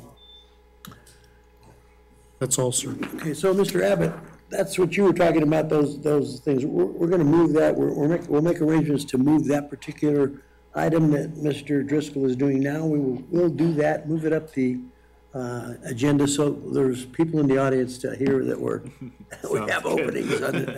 Thank you. And I appreciate you asking for that. Okay, next is Mr. Smith. Thank you, Mr. Mayor. I would like the city just to reconsider the starting hours for construction, case-by-case basis, to 6 o'clock in the morning from around July 1st through middle of September. I know that the city is doing it weekly right now. I think you can probably go at least 2 weeks on the special use permits. And then if somebody violates those work hours, that the job be stopped and we figure out what we're going to do with it. Also, God, I forgot the last part of it. Oh my God. I know, it must be late. So if you could just look into that and see what we can do. I know they're getting special permits for, or it's not special permits, what's temporary. And it's, they use it for their pours, which can start at 5 o'clock in the morning. And like I say, case by case, because if they're in a residential, it's a lot different than they're building a school out in the middle of nowhere. So just look at it if you would. Don't do it without permission, you're gonna get the smack down too, okay? That's right. Just saying, you construction guys, you need, Mr. Dare. I'd like to ask officially City Manager Driscoll to look into our arts and culture advisory committee. Our ultimate goal would like to see that become the city of Sparks that is really speaking into that. It's not a regional board. We really want it to be a Sparks heart in what we do, but I do understand it might take a few steps to get there, so just a plan that you think would be appropriate, maybe brought back to us. Thank you. Is that it? Mr. Dare, you had something that you needed to put in under comments from the earlier meeting. I just did. Earlier in the meeting? That's what I just did. No. That was it. We were too busy trying to figure We were trying to figure out what it was. We didn't want you to miss your opportunity. Thank you, I should appreciate it. Anyone else? Okay, seeing no further business, we are adjourned. Thank you, everybody. Thanks. Thank you.